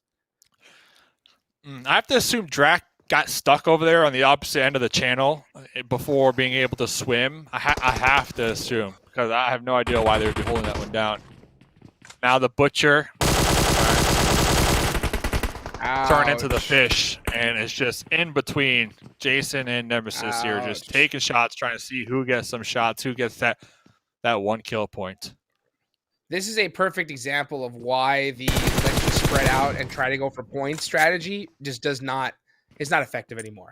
Like it's not a real strat. The only time it's a strat is if you realize we can't get into zone and you've passed all your heals off to one person. and they're doing a heal strat. That's the only time that I can accept it. But if not, you're just going to lose. Like, you're just going to get taken out because nowadays the meta of just pushing together as a squad and just using that gun skill to make stuff happen is just too strong. Look at Blue. Papa And Blue that's what doing Bat's doing. damage to Bat Von, dude. Yeah. Yo, Walls Castle, dead center, dude. That compound, Chilling. Western Quarry, dead center. Walls Castle, all right, are you going to get that chicken dinner? This is the game to get it. Like, this is your game to get the chicken dinner. Walls Castle, I need you all to put your heads together right now and just defend. Use every single part of your body. Your fingers haven't warmed up because I want to see you get the win. This is it. Use the toes if you have to. I don't care. Win this game. Do it. I got to wiggle them hard, dude. I mean, that would be a huge upset if Walls Castle wins it. But it wouldn't be for Ogilvy. We'll see right now. Boom! Oh, not able to take it down. Meme going down right there to Bat Von, dude. That's a really huge fight. And the thing is that he's gonna have to get this first aid off right now. He does just in time. He is on to the thick side of this blue zone, so he's gonna have to just run straight in. He knows it. Switching guns, trying to buy some time. Oh, they luckily found a vehicle. That is huge for Bat Von, but they're very, very spread out in this push. Walls Castle kind of, Wall Street Bets in a very kind of similar position, just having to do anything to get in the zone. They got Bat Von Du on the opposite end of this little ridge, this hill, trying to throw some grenades, trying to catch him off guard. King getting concentrated right now into Walls Castle and trying to protect those angles. We see those smokes already out, but Wall Street Bets need to be cautious because Bat Von Du, they're rolling up right behind them. This is horrible right now if you are a Ogilvy fan. Seeing straight out of Nepal, Godsent, Bat Von Du, and Wall Street Bets still in this game is the worst case scenario for you. If you are an Ogilvy fan, you need to be screaming for Walls Castle at the top of your lungs right now. Yeah. And Walls Castle, their compound still in the next zone. So straight on Nepal, they're going to have a nice little opportunity to gatekeep Godsent, Bat Von Du, and Wall Street Bets from their high ground position. Woo! Bat Von Du. Oh, dude, so close. Godsent, though, a Jag, that Molly, putting this is their a game. halt to that. Yeah, so the worry that we slightly had for Godsent, or like what I was saying, I fully expect Godsent to make it onto the next round, and they are doing me very proud right now, making me look good here because this is the Godsent that I should see. I mean, with this particular lobby, there'd be a problem here. Walls Castle trying to hold it down though. And Bad Boy Clutch not in a position to really help his team. They need to get together. Oh, Jason Boy doesn't need it, though. Taken out straight out of Nepal. 11 kills, Dave. For Walls Castle. Baby. Yeah, Walls Castle. Oh, Yo, Bad Boy Clutch. Walls Castle, take out Hold up. Go for it, Bad dog. Boy Let's Clutch, go. though. Never mind. No! Bad Boy Clutch, man. You were holding this angle. You watched three members of Godsent just push into your compound, yank it from you. Dude, Jason had an M249 trying to go for that pickup. Bad Boy Clutch. That was your moment to defend. That was your moment to make sure Godsent don't push that. Walls Castle. All right, okay. Squad. 21 points, though. Hey, they doubled their points. Squad. 21 points. Double. 21 bro. points. Doubled. Jeez. Doubled. Let's go, Bad dude. Boy Clutch, though. Let's go, bro. That's all I can say. Let's go, dude. That's how you do it. Godsent, huh? Godsent. Yeah, dude. No recoil left for Qatar. I mean, this is just this is a Godsent victory, man. This is chill. I mean, honestly, I wouldn't mind seeing no recoil just do something special here for the views. Is this a smoke? For the views. Yeah, I think so. And it's a good smoke too, because it eliminates their sight lines. Yep. That's a beautifully placed smoke. He knows it too. No recoil. Getting it done. Because if you smoke yourself, there's nothing you can do. But that offensive smoke allows him to be able to press it a little bit further in. They know where he's at. No recoil. I think he's going to stay behind here and just heal and just go out to blue. I don't think he wants to give them any points, even though they've been doing a great job of giving points to these squads the whole day. Oh, man. All right, Godsent, GG's. That might be the game that punches that ticket, and all aboard that PMCO Finals train, Godsent. 2 more games to go, but with the chicken dinner and a couple kills, you have to assume, like that's going to be enough. Walls Castle, I love Bad Boy Clutch. I need to chat with you, though. I need to chat with you. Am I wrong, though, for saying that Bad Boy Clutch was holding that angle and watched them all push down there and then retreated while their teammates? To me, I think that's just a communication error, and I think the communication might not have been there. And you know what? PMCO, these teams, these players might be new to this level of gameplay. Totally understand. So for them to get 11 kills, that's their best game yet. So that's a GG's on their part, honestly, Hot Jukes. I mean, definitely. I mean, that's a great performance. They went out with saying, you know what, dude? They got together, Dave. They put their arms around each other. They say, you know what? Not last place. And that's how you get it done. You know what I'm saying? They say, you know what? We're going to go and get this done, but we ain't not going to be last place, son. Getting a sick chicken dinner there towards the end. You'll have to see it. And for all we know, this could be that one game that, like, you know how we saw God play? Like, they had that sick game and then just started popping off after. This could be their moment. This could be their moment to do it. It's way too late, but it's still cool to see. It's still cool to see, and it's hopeful for their next tournaments coming up. But let's pull up the match ranking, bro. Let's take a look. Let's see exactly where everybody stands, where they all stand at. And I think you're exactly right. Like, we saw that one game from God play, and then after that, completely different team. So this might be that one game. Yeah, it might be a little too late, but if they can come into the next two maps, get 11 kill points, get a chicken dinner, like you said, Jukes, they're not going to be last, and that's all that matters here. And they're going to be not only climbing up the leaderboard, but also taking away points from those teams on the cusp. And these teams need them desperately. So GG's to Godsend, 28 points that game. Qatar, that player, no recoil, getting that second place finish. We can see it's big points on the leaderboard for him. I mean, these are two teams that Ogilvy is chanting for. Literally, the chanting for the most is Qatar and Walls Castle. So that's good for them. Straight out of Paul pulling out 10. These are the squads that we're really looking at, right? Straight out of Paul with 10. Bad Vadu pulled out 9. Wall Street Bets pulled out 7. Decent performance, but the problem is, Dave, towards these later two games, more shenanigans are going to ensue, right?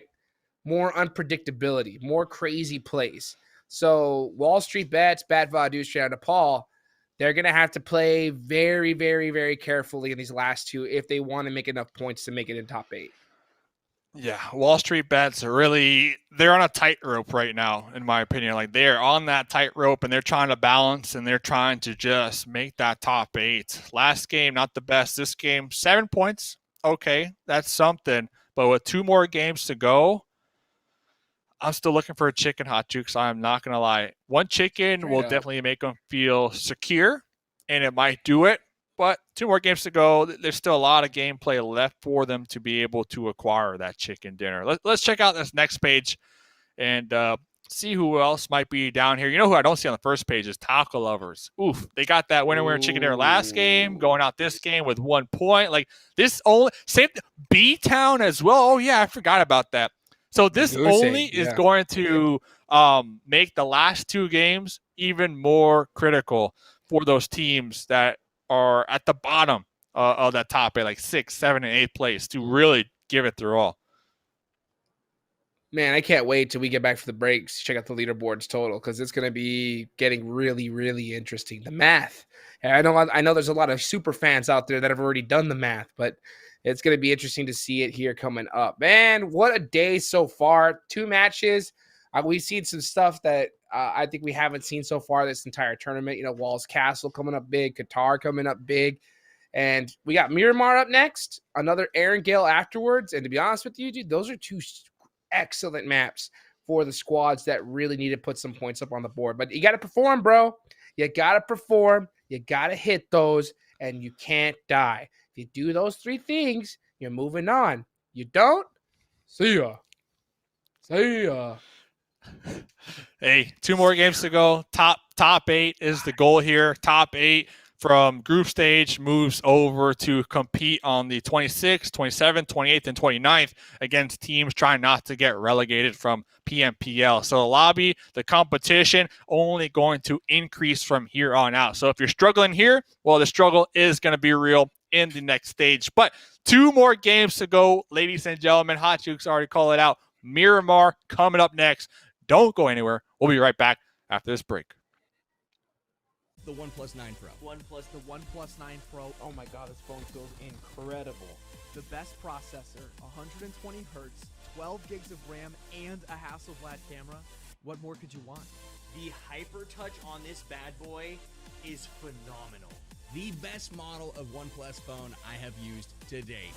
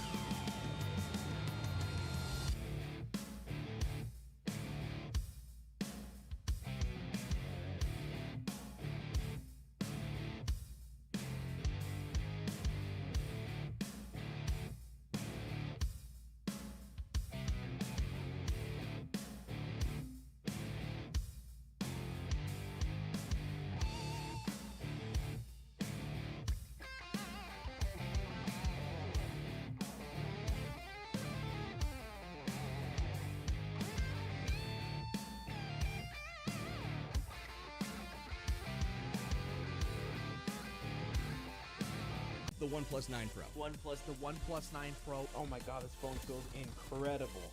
The best processor, 120 hertz, 12 gigs of RAM, and a Hasselblad camera. What more could you want?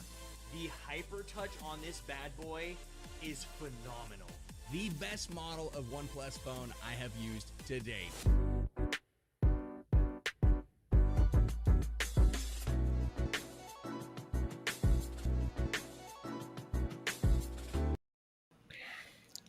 What's poppin', everybody? Welcome back to the PUBG Mobile Club Open. I'm Hot Jukes here with Spad Cargo. Welcome back, Spad.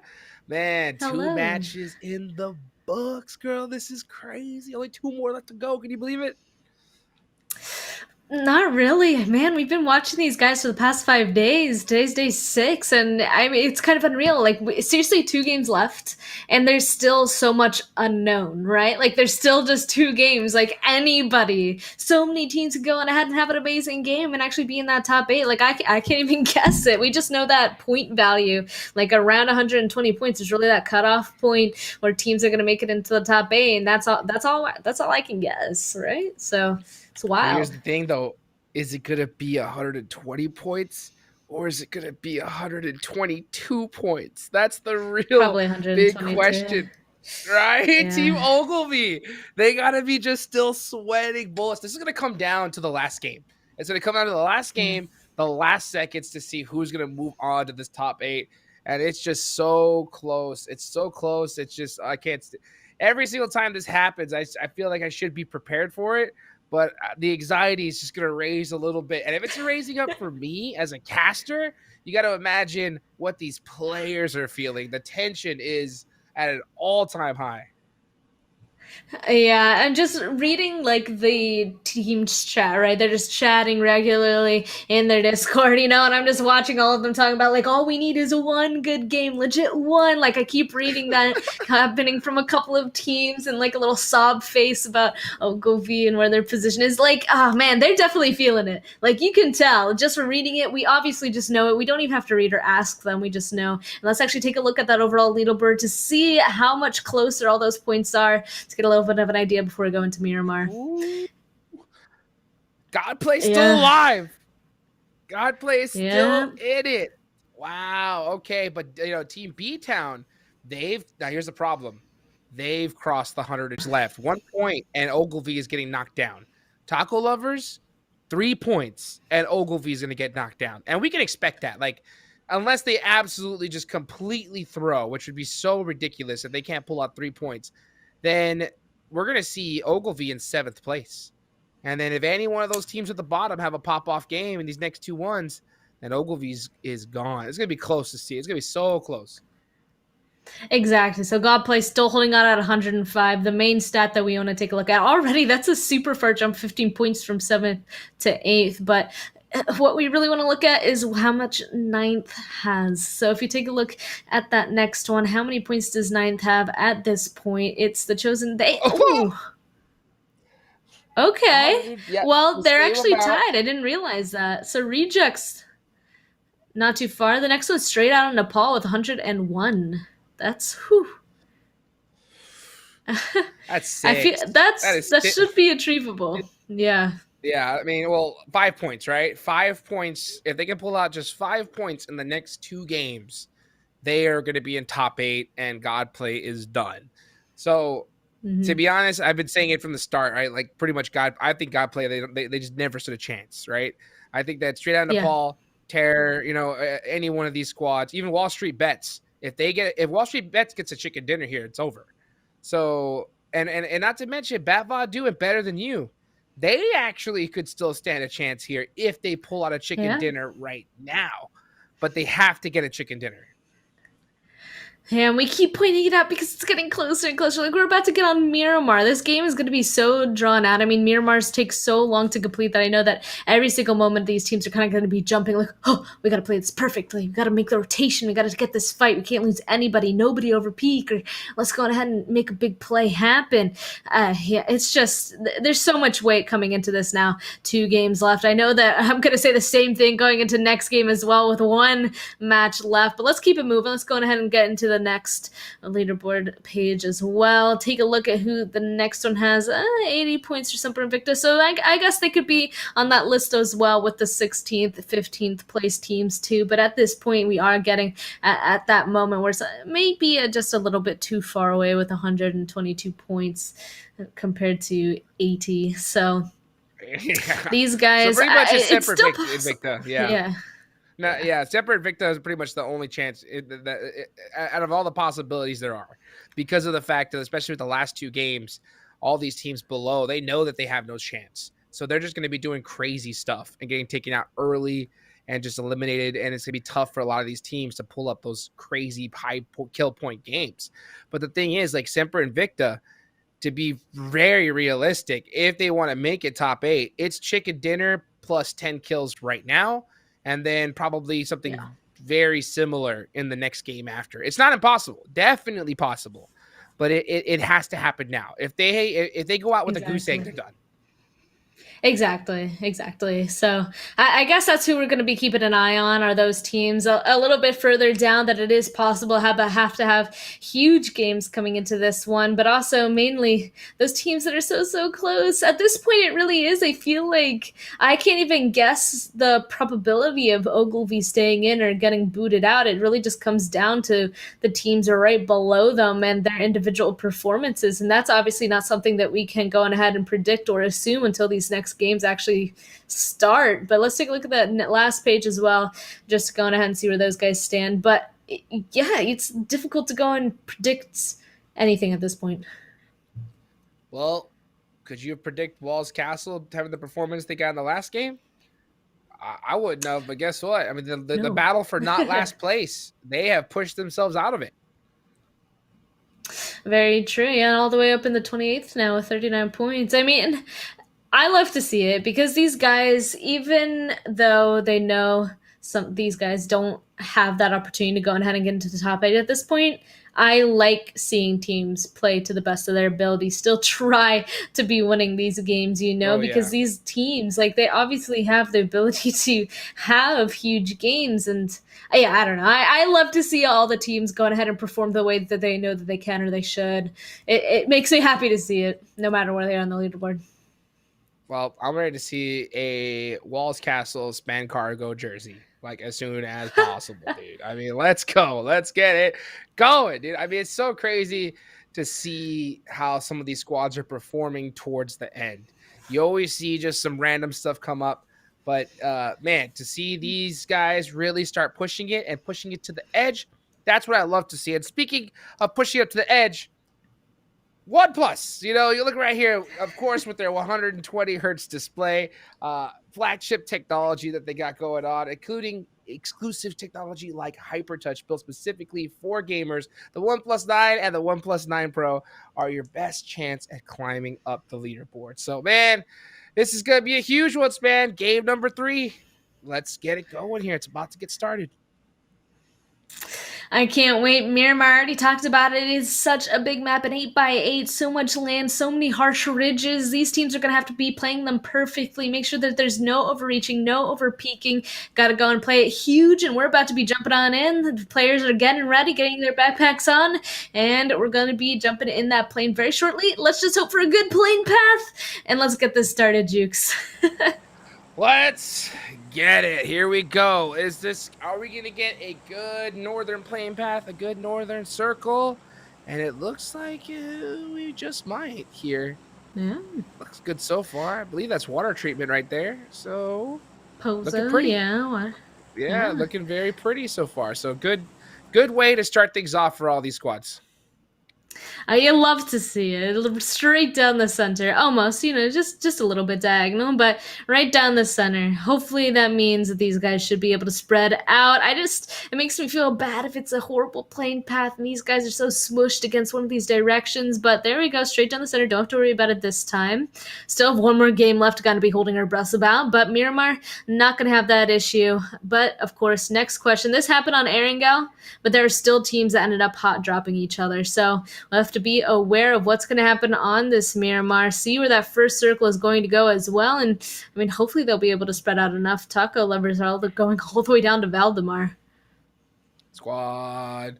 Crazy to see how like El Pozo right there on the instant drop. Qatar is the team that takes it. That's pretty Yeah. insane. I'm surprised we didn't see, you know, like a stronger squad looked for that high loot area, looking to get into some action. Instead, you know, Qatar at the bottom of the leaderboards, they're going to be looted to the teeth here. But right off the bat, we're starting to see featuring and 6 elites get into it. Yeah, well, we figured that a fight was going to happen. It looks like there is going to be one in Monte Nuevo. We're also going to see our first zone shift. It's going to center up on Los Leones. Okay, so a lot of these teams decided to kind of stay towards the center of this zone. Probably wanted to go ahead and get the best opportunity for a rotation. And a lot of these guys are already inside the zone, but of course have to go even further down to the southern side. But at least one hot drop is already happening. These guys are going to have to get rid of each other first before any sort of rotation will come through. And actually, just taking a glance at that map, I think there's a couple more teams in similar situations, but whew, we'll see. We'll see. It's getting closer and closer here. I mean, time is of the essence. So many squads need to pull out something special. They cannot make any mistakes here. And they got to pop off. And we're just seeing Wall Street Bets getting taken down in the kill feed. So in all honesty, the fight between these two squads, it really doesn't matter. Like featuring and 6 elites, they're out pretty much. So Yeah. it's a lot of the other squads that we really need to be taking a look at, especially like Wall Street Bets. Ooh. But still, these guys are going to go ahead and try to do their best, but oh, it looks like one of them is not going to be able to win it. 6 elites gets the first and not the rest of featuring a little bit too far to get the trade. Really close, though. Look how low Bildar is right now, like 3 HP. All featuring now making a push on over. He might be able to catch him out here with that hole in that wall. Badger, so I'm trying to find an angle, try to be able to bounce back, but doesn't look like it's going to happen. So the rest of the 6 elites just kind of holding this area as featuring is surrounding them. As long as they don't just run out in the open and cross, they should be relatively fine. Just got to stick together. Just got to stick together.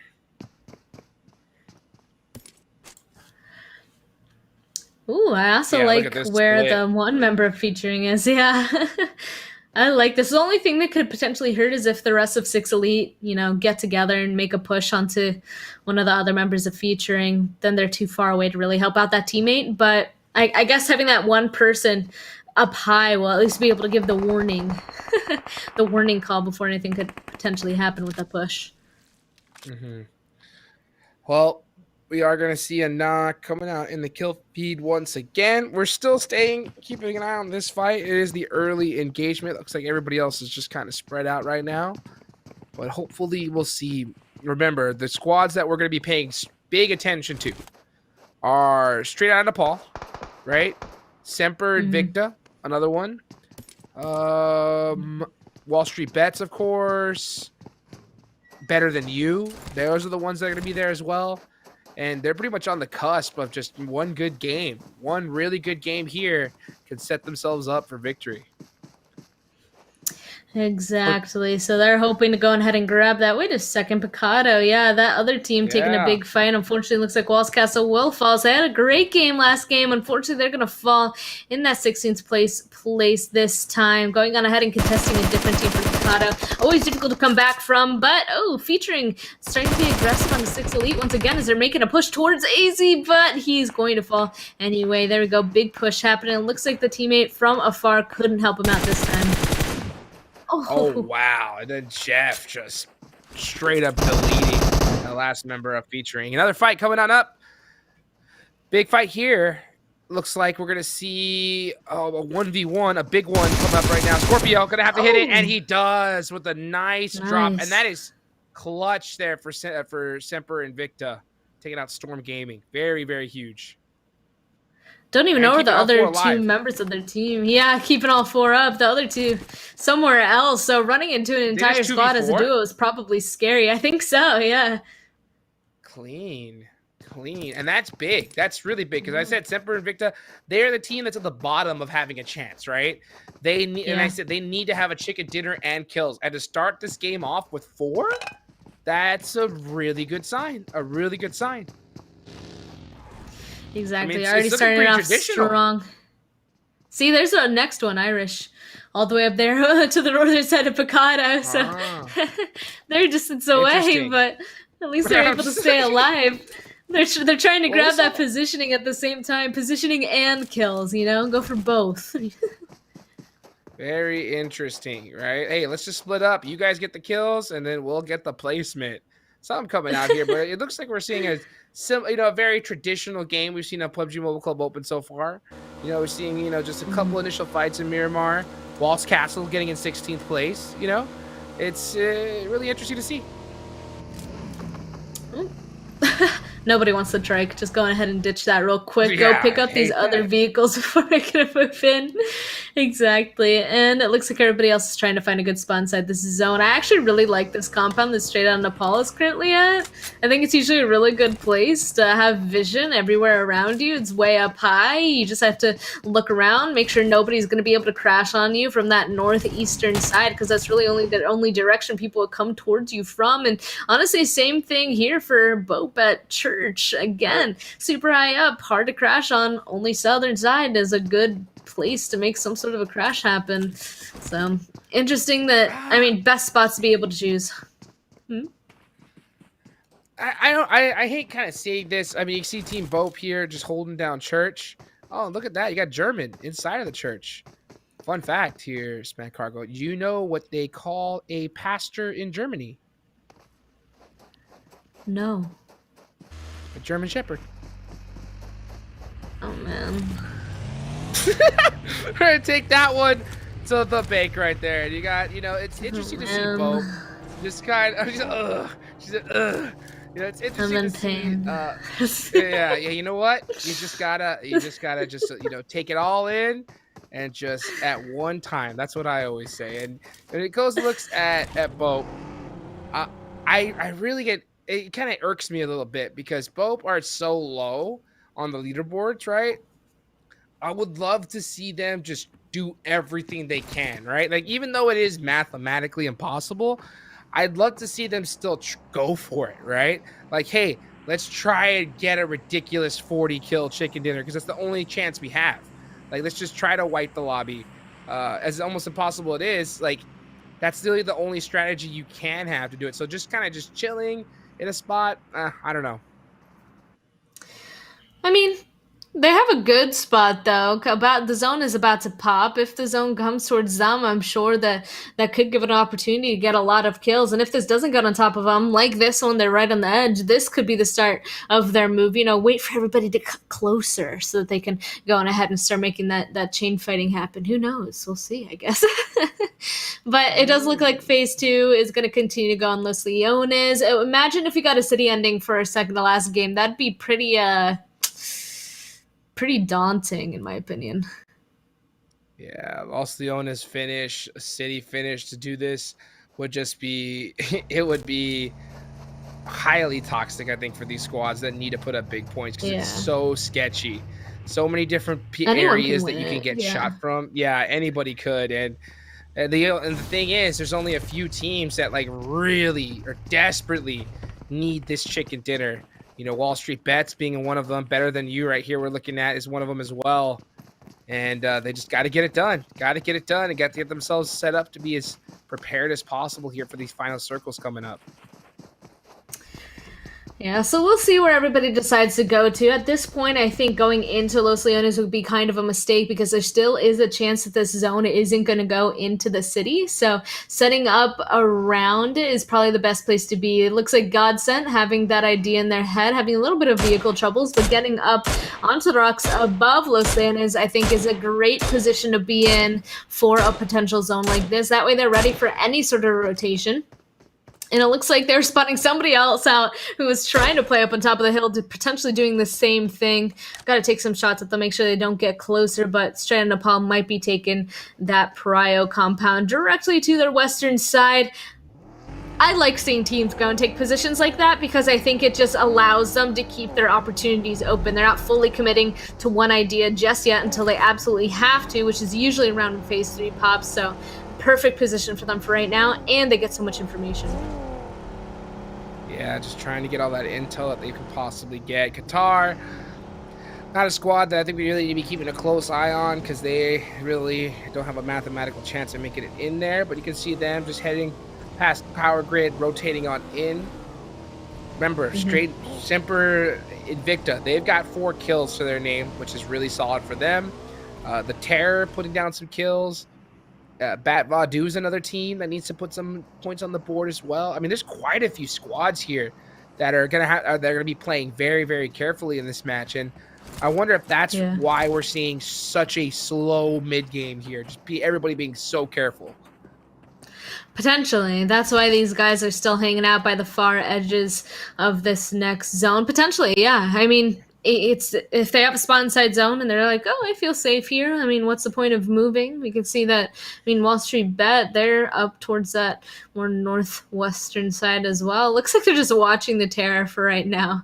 At least Casper is laying prone on top of this 2-story building, but I mean, it might not be a bad spot either. They know that teams are going to have to continue to be making rotations on in. If they're up to the northern side, they might be able to take a fight without having to worry about any sort of third party. But it's really these teams like Godsent and Stanza 7 that I feel like are going to have a really nice time coming into this next zone shift. So I would have liked to see more people try to grab for positions like that because this next zone actually is going to center on them. Wow. Yeah, dead center. So, I mean, Godsent, big chillin', and Godsent have already punched their ticket to the next stage, so they don't really have to worry about too much. Semper Invicta, though, this is a big fight for them. They have to take out 6 elites here. Whew. Wow, how did this even happen? Going ahead and pull right on up to them aggressively. It looks like Semper Invicta, very spread out. Gonna get at least not gonna play so far, but still 2 are left.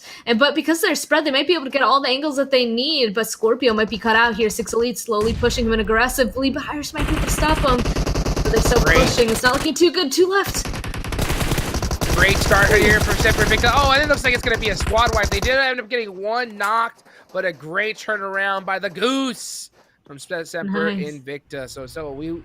I think this was the Goose that died in that one Goose on Goose battle we saw in Miramar, right? So maybe it was Taco Lover's Goose time to shine. Yep, that's right. So Semper Invicta Goose, perhaps a little extra pep in his step to get things done here. And speaking of Taco Lovers, we're going to see him right here going against Bat Vadu. Going to be really close. Going to be really close to see because Bat Vadu need a big game as well. Taco Lovers already chilling in the top 8 after game number 1, having a crazy performance. So they're sitting pretty. At the same time, though, Los Leones, just such a tough area to really navigate through. I mean, you have to keep an eye pretty much 360, and it's so hard, especially when you're playing in third person. I mean, somebody could be hiding anywhere. So many places to look out for. That's why I said, oh man, when I saw how many people decided to go on ahead and commit to Los Leones, I feel like they're just kind of getting themselves stuck. Like they're getting themselves stuck in a big compound bowl. They really have to keep their vehicles safe if they're hoping to get out. We already know that Godsent is on the hill to be holding them out from getting any closer to the northern side, but once you're in Los Leones, it's usually pretty difficult to get out of, and it kind of makes me concerned. So I mean, in the position that Taco Lovers has, at least they're like right on the edge that they could potentially still find some sort of way to get out, but everybody kind of behind them, right? So Bat Vodao, even the team to their far western side, not close to that mountain. I'm just concerned about the longevity of how they're going to play this game because it's going to be difficult to get out of the city at this point. Yeah. Definitely. I mean, you can see that Bat Vadu has like that truck there. They're kind of keeping that in their back pocket just in case. I'm sorry, jumping on down. They got the buggy as well. So they do have a couple vehicles. But the thing is, they're going to have to blind rotate, right? Like, they don't have enough really intel to safely navigate through. It does look like they happen to be taking a pretty, a little bit of a route on the safer side. Happens to work out. With the next zone, though, hard shift down south. So great shift for Bat Vadu. And a horrible shift for Wall Street Bets.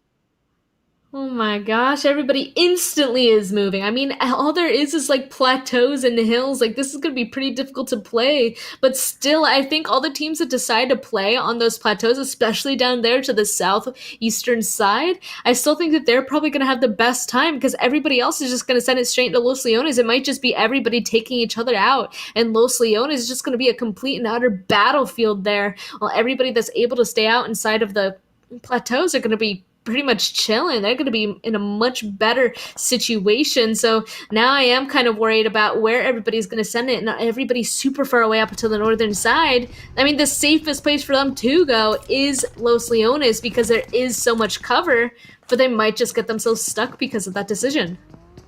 Yep, and you can see the experience from B-Town.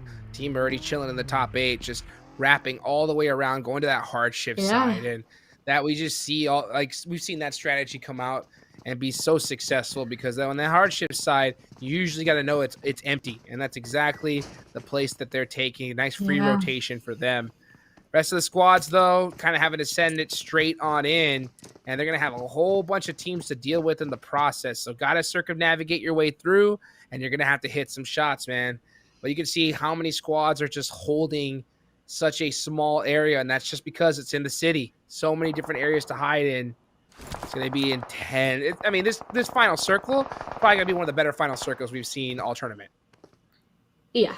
No, it's going to be pretty intense. I'm surprised that Bad Voda or Taco Lovers didn't take the opportunity to get outside of the city, but at least they were able to go on ahead and grab the very edge of Los Leones. That might go on ahead and be enough for them to get as far out as possible, that it might be okay. And actually, it looks like a bunch of crashes are happening now. Wall Street Bets, we knew that they were going to have a far rotation, and they are going to make it inside of a warehouse, but Qatar is going to be there as well. So this is a pivotal fight for Wall Street Bets. They need to have a good game, and 3 of them are left. They have to take out Qatar here.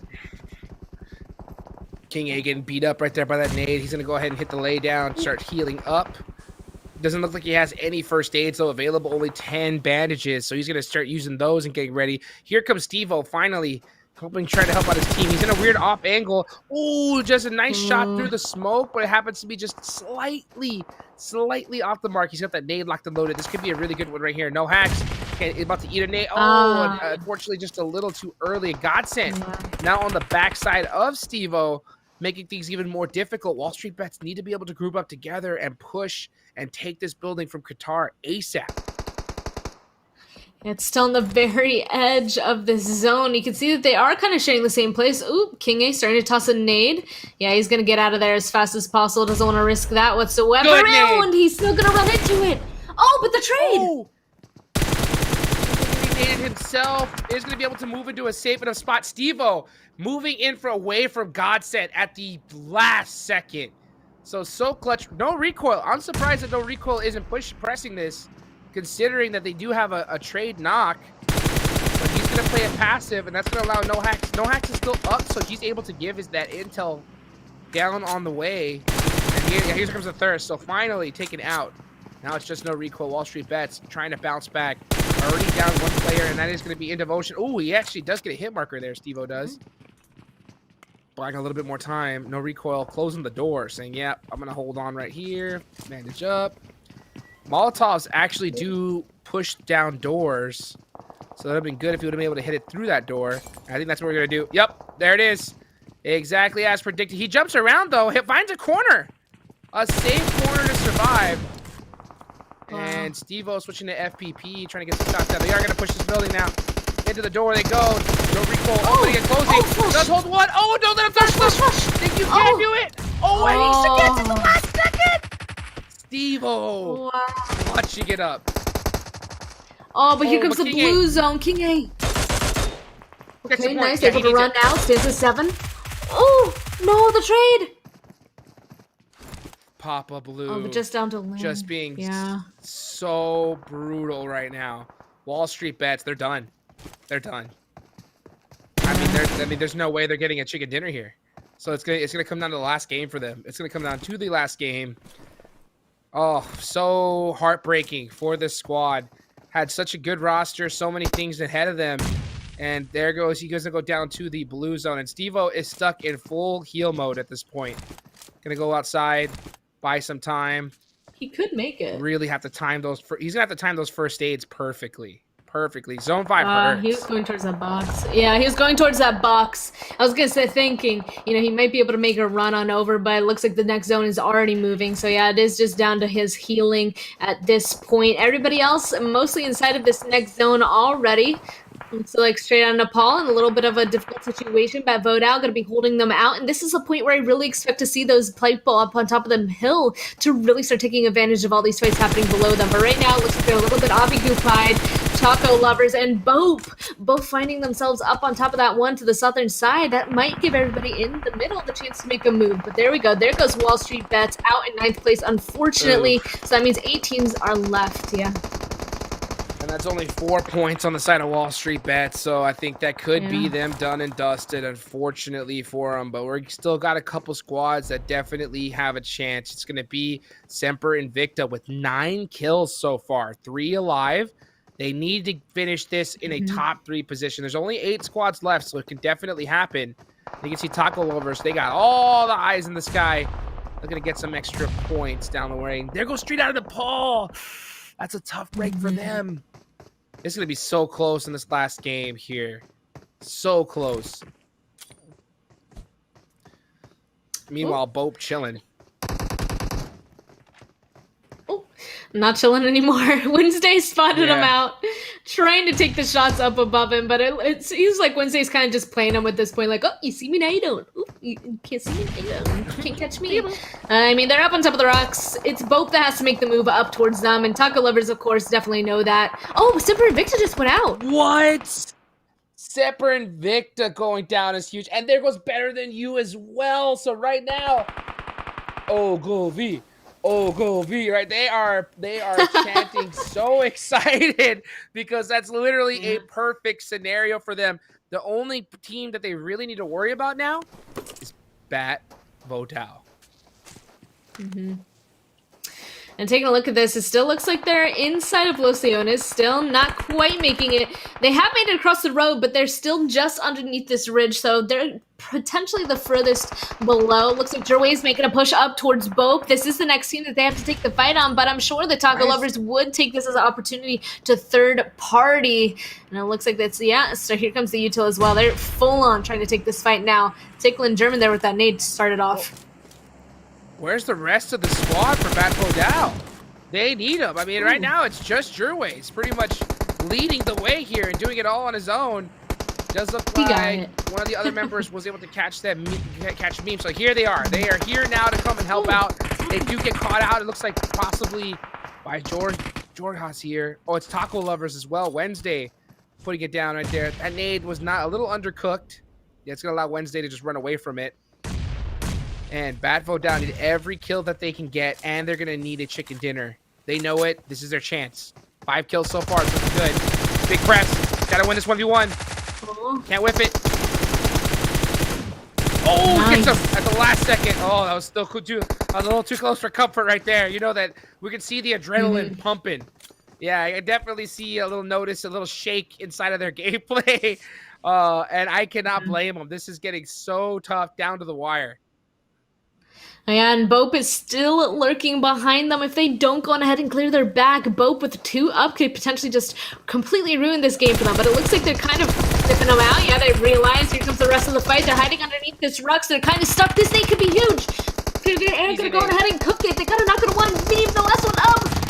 Oh, he's going to go out before that nade blasts, but Bope will still go out. Bat Vodao with 8 kills. In the zone, decide to shift a little bit towards them. The thing is Taco Lovers might be distracted by everybody coming up on the northern side. This could give Bat Vodao the opportunity to get up on top with them. Wednesday, the only person there to really try to hold them out as of right now. Taco is too spread out. They're focusing on too many different people right now. They need to get together and just focus on one squad at a time. I think that's the hard part, is when you have so much real estate to cover, you get a little overconfident and just start spreading out. And especially towards late game when you have a full squad pushing you super tight together, man, they just pick apart you 4v1, 4v1, 4v1. God sent. They're not making that mistake. They're playing very, very close, just pushing up little by little. Look at this. All within 5 meters apart. That's what you need to be doing. So experienced. It's interesting, though. They couldn't get up on top, so they're making the rotation towards Bat Bodao. Of course, Goose going to go on ahead and kind of stop them in their tracks. No, Bat, you kind of want Goose to be shooting at them because they're about to push you. At least it's going to give them a little bit of a warning. Bat Bodao should definitely be aware. There's definitely a team below us because who else was Goose shooting at? Because they definitely didn't hit any of us. So they got to knock on one, but the rest is coming through. The rest of Godsent just patiently waiting. Teppy right above. I mean, this could give them the opportunity to get up a bad vote out. Yep, now they're aware. Starting to toss nades down. So at least these peak guys, the last 4 teams, have spread out enough that it's going to be 2 teams versus 2 teams at this point. B-Town actually goes out. The Taco Lovers keep going ahead and party. Top 3 finish right here. They're going to get at least 10 points for Bat Bodao. It's going to be 18 in total, even if they went out right now. And I think that they shot at Goose because maybe they're saying, you know what? Don't take our kills. We need those points, Goose. And at the same time, Papa Blue may be the one to get those kills. So Bat Bodao gonna have to. It's not over yet. They're gonna have to make some plays. There goes Godsent Jag to blue zone. The rest of the team of Godsent's gonna go down to blue zone as well. Yeah, they don't. It's just a full heal strat at this point. How many first aids do they have though? Nemesis is trying to find his way up. He ain't gonna find it. If you don't have any meds, no, he's dead. See ya. Godsent all down to blue. Man. And that means that 2 of the members of Bat Bodao are kind of towards that edge. That's going to give Taco Lovers the opportunity to really do damage. Jerway is almost getting knocked in that rotation. Teppy's still stuck down there. I mean, it is a 3v4, but honestly, Taco Lovers have the better position. And looks like coming into this next shift as well. I mean, they have to go on ahead and try to climb up, which is obviously much more difficult than just falling down. Not to mention, they're the ones that are down on the leaderboard, so they're going to have nerves like you wouldn't believe. Now they're down 1, so it's a 3v4 situation. I'm sorry, 3v3 situation now. And the rest of Bat Bodao, it's so tough when you have to deal with this kind of mountainside. There's not really much you can do. They're just trying to hold angles, get some intel, and figure out what's the best decision here. They've already secured a top 2 finish, which is excellent. They need every single point that they can get, though. They need this chicken dinner and these kills. Yeah, they're kind of grouping up now at this point. The thing is this late in the game, I kind of wonder if anybody has any sort of util to deal with clusters of people. I don't think so. So, oh, really? Wow. Well, they're getting prepared. Yeah. Hive had, I think, 13 first aids is what I saw. She cheesed with 3. Because to be honest with you, this is most likely going to end up in a heal off. Yeah. Yeah, 13. 13 from Van Van An as well? Wow. Is that 2 teams? Oh, man. If it comes to a heal off, I think Bad Bodao wins this. Bad Bodao, yeah. This is going to be close. That could be a good nade. Good bounce. Let me throw smoke at him. It's the smokes. Oh, yeah. Throw it all. That might give the opportunity for Bat to climb up, but it'll also just cut off that sight line. Maybe it'll make Bat Bodao a little bit more hesitant on pushing, but I don't think they were ready to push anyway. The only climb up is where Fan Fan An is, and honestly, right when they climb up, obviously, all of Taco Lovers are watching that like a hawk. So, there goes the crowbar as well. They know. I think they were just throwing smokes to try and catch it. Oh, that could have been a good day. Cheese catches one of them. So here comes the press now. The pressure is on for Bat Bodao. Can they clutch this up against the Taco Lovers? They are in a horrible position, but they got the guts still to definitely make something happen. Taco Lovers, though, I mean, just applying the clamps onto this. They know that, they are in big trouble. Taco Lovers ain't risking this one. Only one Bad Man Am. Get the point. You need it. And they get it. And it's, they didn't get it. What an interesting finish. That was so close towards the end. The Taco Lovers, baby! Getting another chicken dinner today. So a great finish for them. Bat Bodao with the clutch finish. That's what they needed. They needed that performance big time. These leaderboards, man, I don't know. It's going to be a close one. So close. They got the flushes, so they're going to get the kills. They got a second place, too, which is nothing to scoff at. I mean, 12 points. I mean, obviously it's not 15, but close enough, potentially. They were able to pick up a decent amount of kills, so that might be the boost that they need. I mean, obviously, they're going to go on ahead and need to get at least an average amount of points coming into our last game as well, but that might have been good for them. And I love how Taco Lovers, like, first of all, they're already, like, in a good spot, right? And they're just all like, yeah. I think we're just going to start jumping off and seeing if we can kill them, just one after the other, jumping off the cliff, taking the shots. I mean, made the game end faster, I guess you could just say. But that was really funny to see them jumping down. It feels good when you're on the top, baby. You know, like like taco lovers are already in top 8. They know that they got nothing to lose, right? They're like, let's just make some highlight plays and have some fun. And they were able to get the chicken dinner in the process. So that's really dope for them. But a great way to finish that one off right there. Man, Span Cargo, this last match. Oh, it's going to be brutal. We're going to see some hearts broken. We're going to see some people's dreams come true. It's always interesting to see here in the PUBG Mobile Club Open. Who's going to make it in the finals? I don't know. I hope the chat's flying with their predictions. You guys better tell us right now. Who do you think? Because it's going to be a close one. It is. Let's actually take a look at that match rankings, see how many points these teams were able to pick up in our second to last game. Taco Lovers, of course, being at the top with 23 points after the win and 8 kills, and Batvo Dow actually getting 1 more kill at Flush and a Cheese, really working out. That's going to give them 21 points. Right behind them, Gods and B-Town, both with 14. Both those teams were already pretty safe. And Semper Invicta, they got 11 at least. But then, of course, we don't see on that list the other teams that we were trying to keep an eye on. Yeah, man, the rest of them, unfortunately, with a huge drop down. It's going to be interesting to see what is going to be the big difference. So for Wall Street Bets, which was pretty close there, they're going to need, I think, probably 20 plus points in this last game. I think if they want to stand a chance, we'll find out when we get back from the break. I'm just kind of speculating at this point. I don't even know exactly where Bo Dow are sitting after that one. It's going to be close to. Man, it's a tough break for Semper Invicta. They had the best start, but 2 placement points. Oh, that's heartbreaking for them, because if they would have been able to end up in that top 3, that would have been huge for their total score. Going into Los Leones, scary, unfortunately. Too many teams there to hold them out, and that's why they went out early. Let's take a look at the second page, though, just to see where those couple other teams went out. Wall Street Bets right there in 9th place with 4 points. We knew it was going to be difficult for them after their current positions that they found themselves in towards the end. Same with Straight Out of Nepal. They're able to survive a little bit longer, but again, Los Leones, everybody was just able to hold them out. And what a play. This is going to be such a tight finish here towards the end. And it always is. For some reason, we've seen PMCO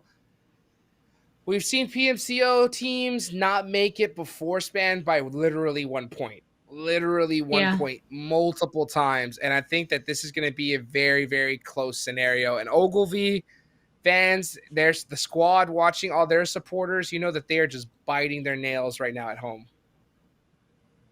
Exactly. It's getting closer and closer. Seeing these other teams get closer, I mean, that was a game that Batvo Down needed. So it's nice to see them get a little bit closer to their goal. But yeah, those teams that are higher up that are not playing today, that is going to make them a little bit more concerned, especially Ogilvy now being the next team up to go on ahead and potentially get bumped out. They still have a ways to go, though, and there's only 1 match left. It is on Erangel, my favorite map personally, so I think it's a good ending. And it's the map that all these guys should potentially know the most, so they got to go on ahead and really put all of their knowledge into this one to try and get a good game. And whether that's going to be they're going to focus on the kills, the placement points, or the both of them, they need to put it all in here. They do. They need to double down. They need to stay calm. They need to stay collected. But then again, easier said than done, because the pressure towards the end, everybody that's competed before, they've felt it in the past. And I got to tell you, it is crippling. It is crippling. So everybody, throw some love in the chat. Throw some support, all the hearts. Get these guys' energies going for the last match. We're going to have it here in just a few moments right after this short break. Don't go anywhere. Let's go. The OnePlus 9 Pro. The OnePlus 9 Pro. Oh my God, this phone feels incredible. The best processor, 120 hertz, 12 gigs of RAM, and a Hasselblad camera. What more could you want? The hyper touch on this bad boy is phenomenal. The best model of OnePlus phone I have used to date.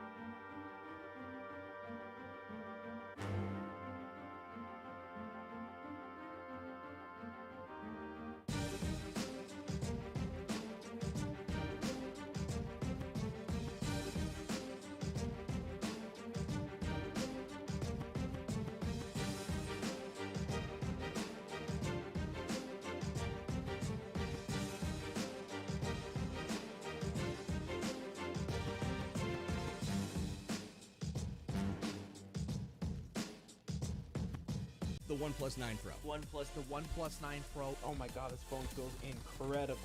The best processor, 120 hertz, 12 gigs of RAM, and a Hasselblad camera. What more could you want? The hyper touch on this bad boy is phenomenal. The best model of OnePlus phone I have used to date.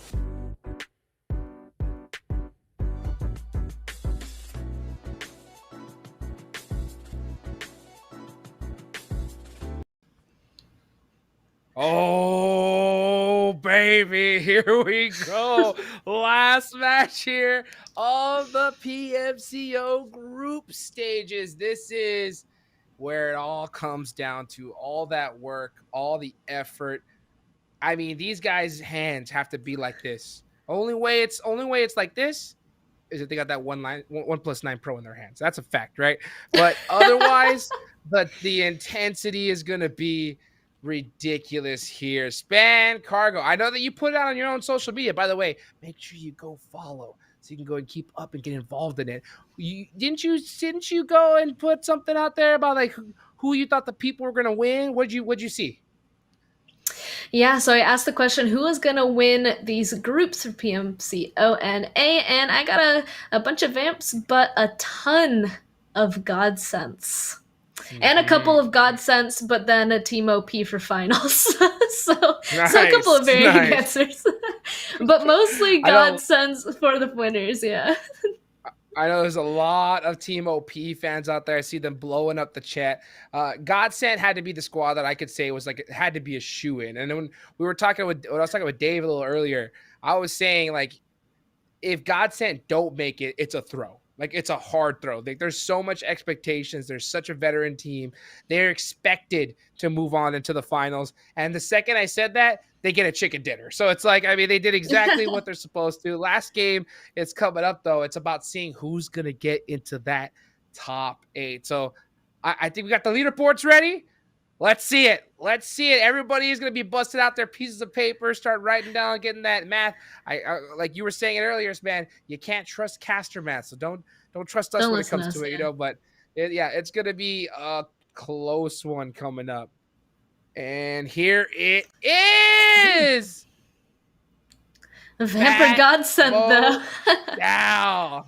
So, and get Godsend. True. Maybe Godsend just goes off and they want to get that number 1 at the start. Or taco lovers.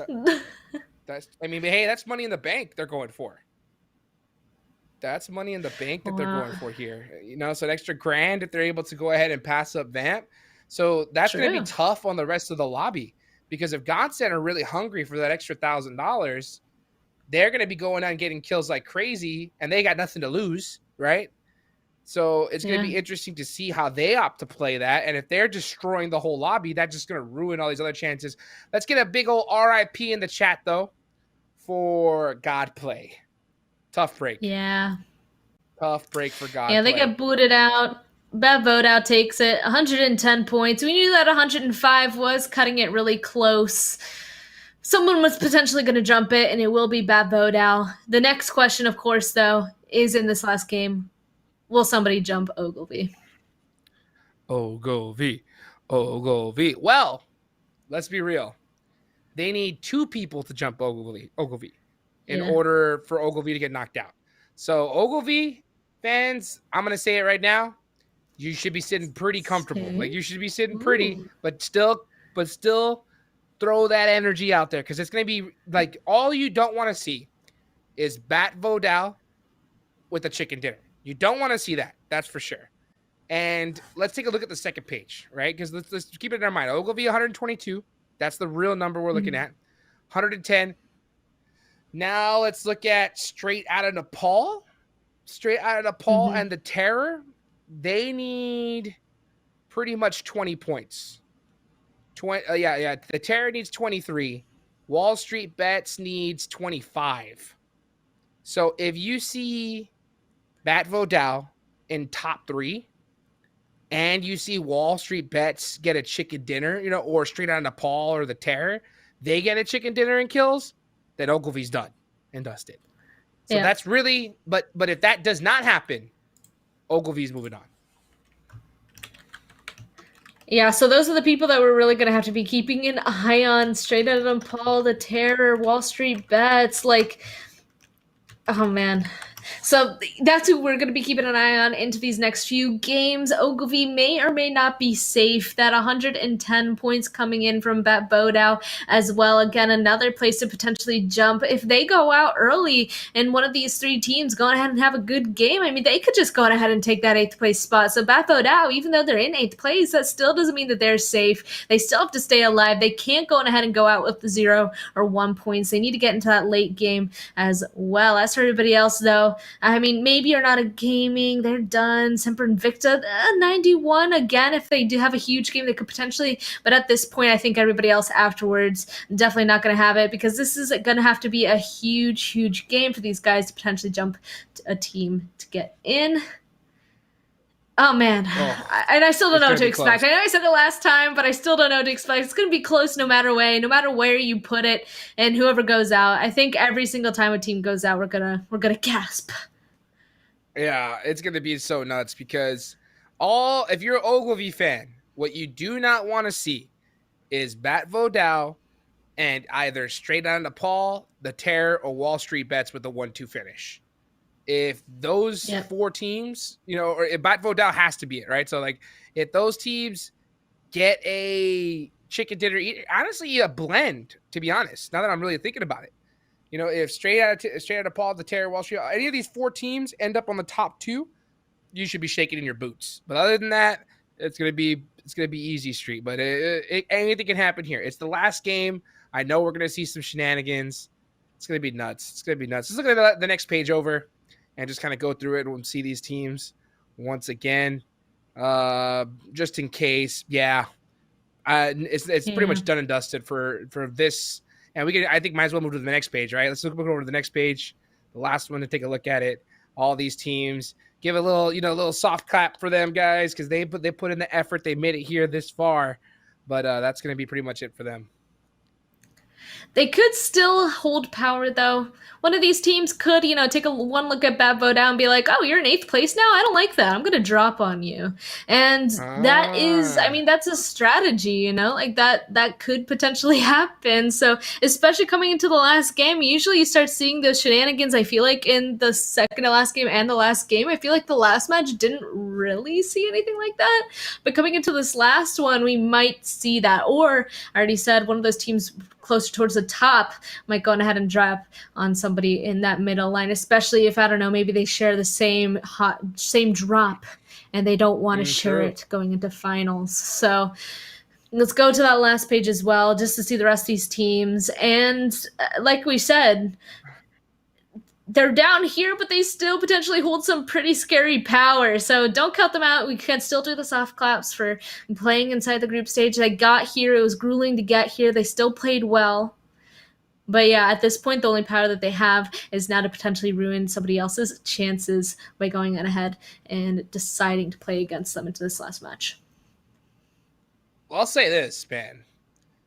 Every single team that we saw on the last page and this page, their fan base just doubled, Span. It doubled in a major way. You want to know why? Why? Because now they have the Ogilvy fan base on their side.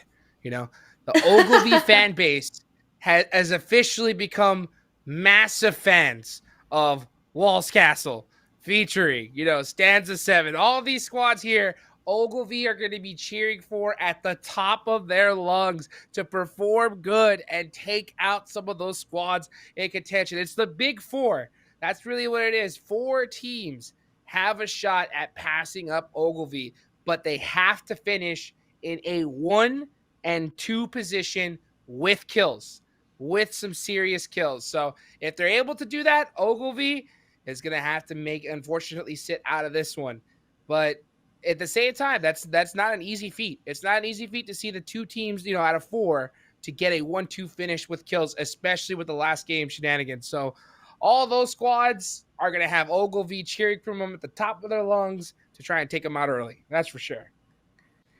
Definitely. And right now, we still have a bit longer until we're going to be jumping into that plane, y'all. But this is the time where that potential scheming could be happening. We don't know. Kind of getting ready to get inside of the game, see who they could potentially go on ahead and mess with. I mean, it's just another strategy for these teams. Like, if it is a team towards the top of that leaderboard, if they do decide that they don't want a team in that middle ground, like, it's a strategy. So, coming into the finals, it could be huge for them to decide that. So I'm curious to see if that's going to be a strategy anybody picks up, or if they're just going to decide to continue to play this last game normally. Let's not forget, God sent. They may want that extra $1,000 as well. So maybe they start flexing and just going for that #1 spot so they can just go and put it in their bios, you know, get that extra little bank in their pocket. If they start fragging out, the whole lobby needs to be worried. So let's get ready, guys. Make sure you got your water. Make sure you got your popcorn. I think we're less than 10 seconds away from what I can hear. I can hear those footsteps going. Let's get pumped up. Let's get high. Span cargo. High five over here. Come on. Give it to me. Rock side. Here we go. Let's go. Boom. Let's get it. Last game of the day. We're moving into Erangel, man. Erangel. Let's get it. Let's go. First game. Last game. Here it is. And of course, popping up on our stream, it's the OnePlus 9 Pro, because with flagship performance and immersive 120Hz display and technology made specifically for gamers like Hypertouch, the OnePlus 9 and 9 Pro are these guys' best shot to climb the leaderboards, and yours if you want to go ahead and play competitively as well. But looking at that plane pass starting all the way up above Stalber, ending down by Military Island, again, a nice diagonal across the mainland of Erangel, but instead of horizontally, we're doing it a little bit vertically this time around. Last time we got some hot drops, though. Could we potentially see that again? Or maybe it'll come from that scheming we were talking about. Oh, no. Who's throwing? Who is throwing? What do you mean? Hold on. Oh. I'm doing my... Yep. Wait you a see second. it, too. That's Who's not here? disgusting.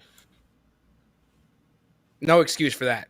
And I have, like, ultimately no respect for any team that does that. I'm gonna be straight up. Like, yeah, looks like we got a squad, Walls Castle, rocking a 3-man, and we have an entire team that just didn't show up to this last one.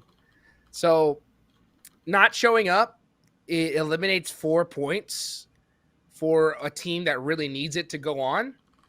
And even worse, man, like, for me, the reason why it really pisses me off to see that is the fact that, I mean, let's just hope that nothing is severe happening to their families or anything like that, of course, you know?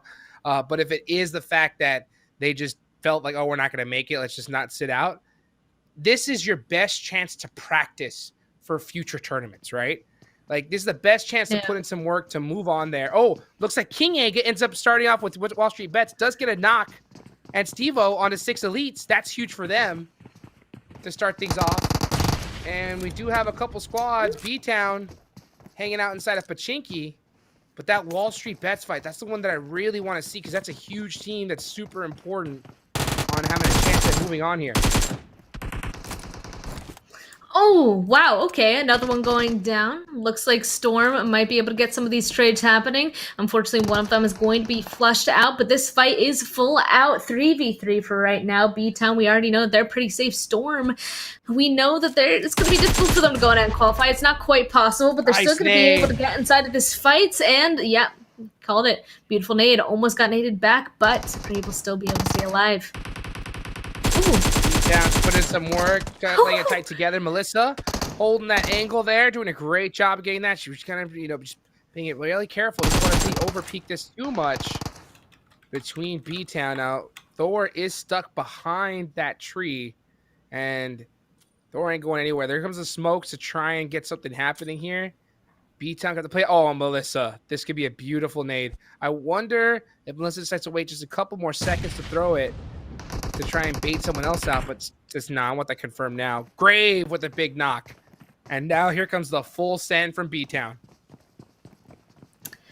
Yeah, big push coming through. All they have is that little dip that Melissa has in the back, and that's about it. But here we go. The push is happening. They know she's somewhere around here, but they don't know quite where. But back into the building they go. Grave, let's start making that push. He spots out Grave in the open, but will they be able to get this knock before the push happens? And the trade comes through.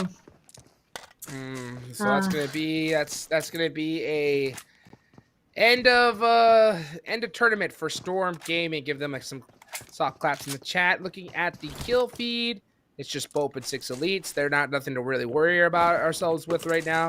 What we're really focusing on is the big four squads.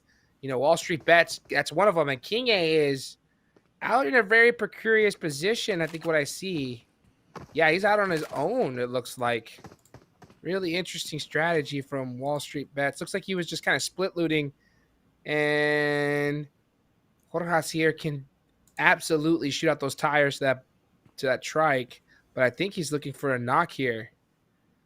Oh yeah, King A ate those shots too. Yeah, the DP, the 4 burst from the DP is like ultra meta right now, and I'm surprised King A didn't get knocked.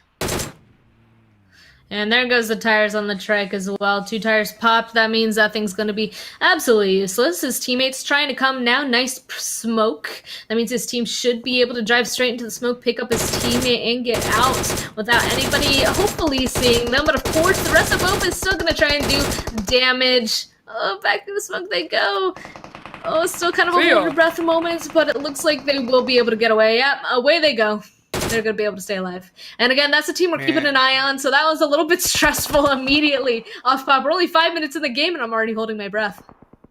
I mean, literally, Team Bope, they don't have any chance, so they're just looking to eliminate Dreams at this point. And King A's Dreams almost got done and dusted there. Man, it was 1 HP with only 2 bandages, but his team was able to come support him. They know that we cannot lose one of the most veteran players in this lobby, especially this early, considering that they need a top 2. They need, honestly, a chicken dinner. They need a chicken dinner in kills. They're that far behind. And there's a few more squads that if they end up in the top 2, Ogilvy is going to end up in pain. But 6 elites, you know, Team Bope, the math coming up huge here towards the end. Stay in school, kids. I just don't even try. I don't even try to do the math of that. I always know there's a potential of me being wrong, so I just patiently wait for the leaderboard. That's definitely going to be right. I could potentially be wrong, you know, just patiently wait. Caster math, never trust y'all at all. But yeah, it looks like Bope is still, they're just going to be a little bit of a menace, staying inside of apartments. I mean, they're just trying to shoot at everybody around them. We saw that they almost took out at least 1 member from Wall Street Bets. Now taking some shots towards somebody else, going to run over their teammates, you know, all crazy stuff. But oh, okay, well, this is another team we want to keep an eye on. Speaking of teams we're keeping an eye on, straight out of Nepal, making their rotation. These guys are super far over to the western side on this circle so far, so looks like they're taking their time a little bit, and I don't see anybody really around them, so they're kind of chilling for right now. Yeah, they're chilling right here, just on the other side of Pachinki, just kind of holding it down. Looks like they're going to go ahead and put a nice park job here, making sure to just protect that vehicle the best they can, and just getting set up for the rest of the zone. So straight out of Paul, they realize, like, yo, we need a top 2 finish with kills. I don't blame them for kind of just getting prepared for late game a little bit more than everyone else. Back to school, though. Okay. Back to school. Wow. They decided to crash.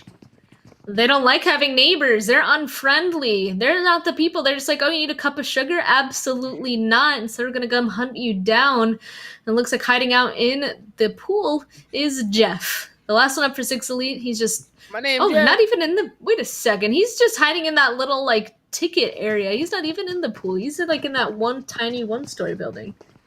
It's a little shack. Chill in the shack, dude. Jeff in a shack. You got a Jeff in a shack.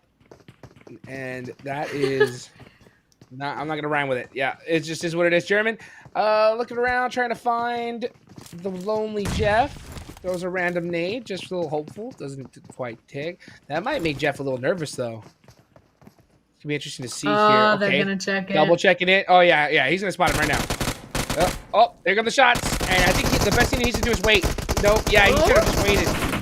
He should have waited for the rest of his squad just in case. But it looks like they're gonna help him out anyway, just in time. And now we're seeing an aggressive Bope. An aggressive boat. But this is what happens. I think that when you realize you can't make it, you start just playing it the way you would normally. And let's just push. And then, yeah, let's just push. But then guess what? Sometimes that works. And they just look back and they're like, why didn't we just push from the beginning? Yeah, well, this is their chance to go ahead and try it. See if it's going to be a strategy that they're going to use next time. And I assume that they're going to be a little bit of a scary team to be near now, especially after that next push. So coming into whoever else gets near them, I'd definitely be a little bit hesitant. It actually looks like Wall Street Bet's getting a little bit closer, and the zone is actually going to continue to pop in that direction as well, pulling down towards Ferry Pier. We got a little bit of a southwestern zone centering around those fields.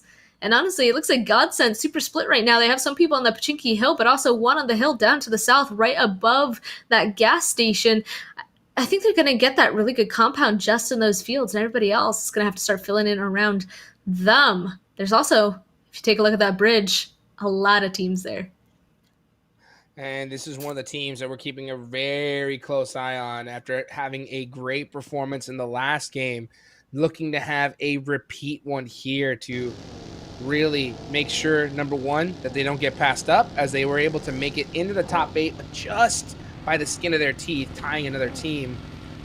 But they're looking to possibly even pass up Ogilvy here. And that's going to be interesting to see. The Terror, a team that also needs to have a great game, losing 1. So that's, I believe the Terror is one of the big 4, correct? Yeah, so. They are. Yeah, it's straight out of Nepal, the Terror, and Wall Street Bets. That's who I'm keeping an eye on. And Bat Vodao. Yeah, those are the 4.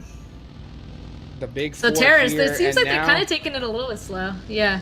What is he doing in a buggy? Like, that's just kind of shenanigan-y to me. Yeah. Interesting scouting strategy. And if no recoil hits a couple shots on those tires, he's going to be in big trouble. But a nice return shot from Midnight, able to get a knock, and they're going to press this. So here he goes, driving up around, trying to find an angle. They know they need kills, but this is highly risky considering that it is a 3v3 still.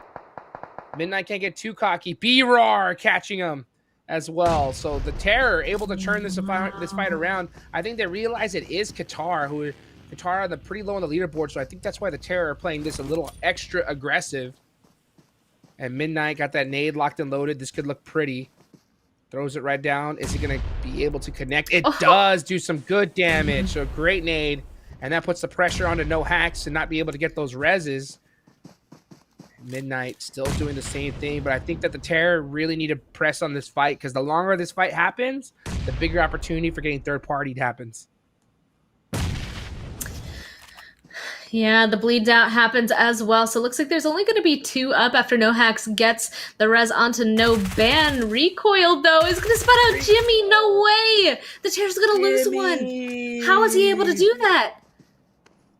Jimmy, what are you doing? I mean, like, at this point, you can't see squads just spread out and make kind of crazy play. Like, they should just push together. Push together, clear them out. They were down 2. You had a 3v2 situation. Instead, you opt to go for the snake, slow play it out with B-Rar on a huge off angle, and you end up losing Jimmy in the process. So, honestly, it is looking ultra grim for the Terror. Like, they need a miracle at this point. Yeah.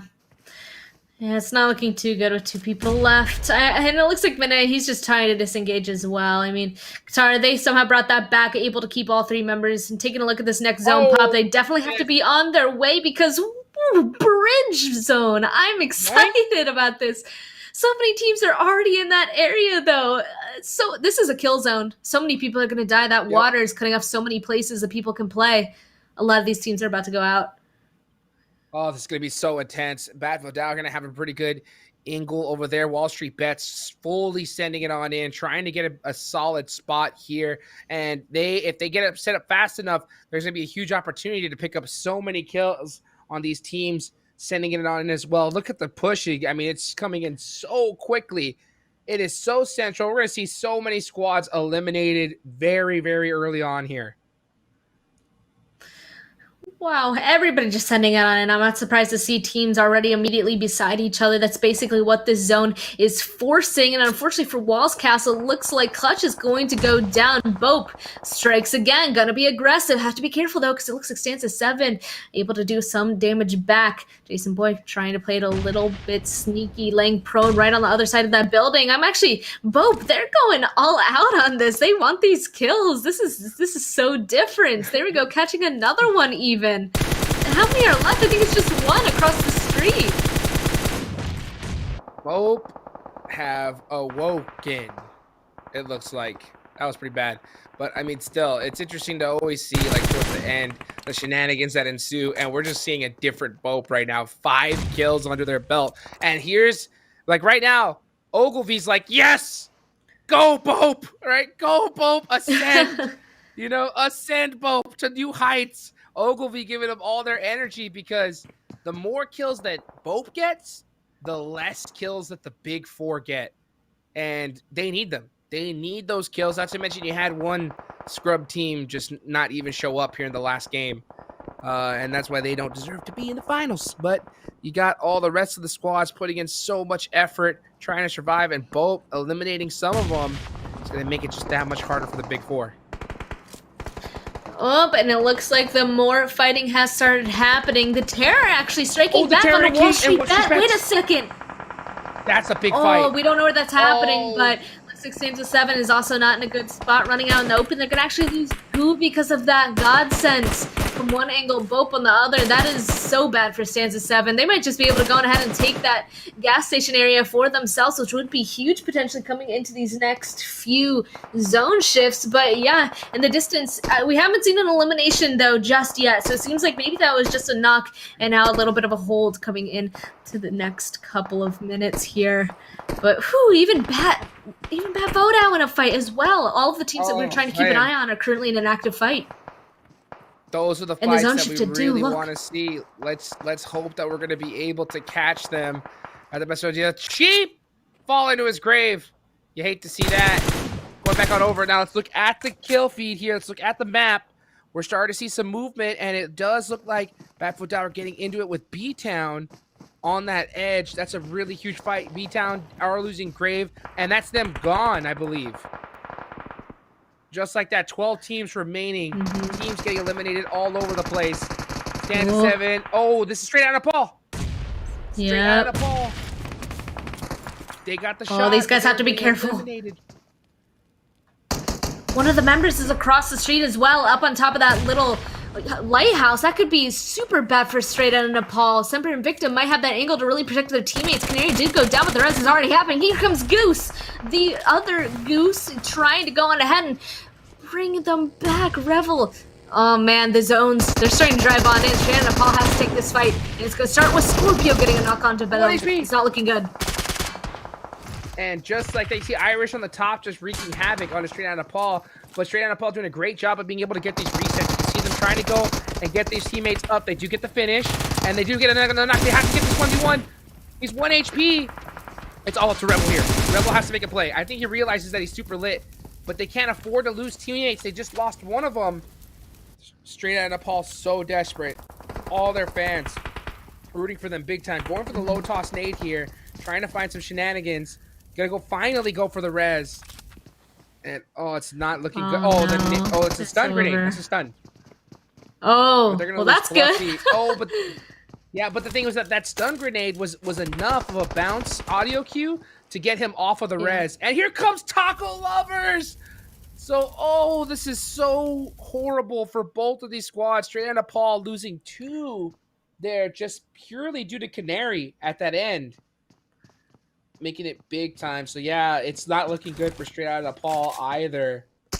Big teams getting knocked out.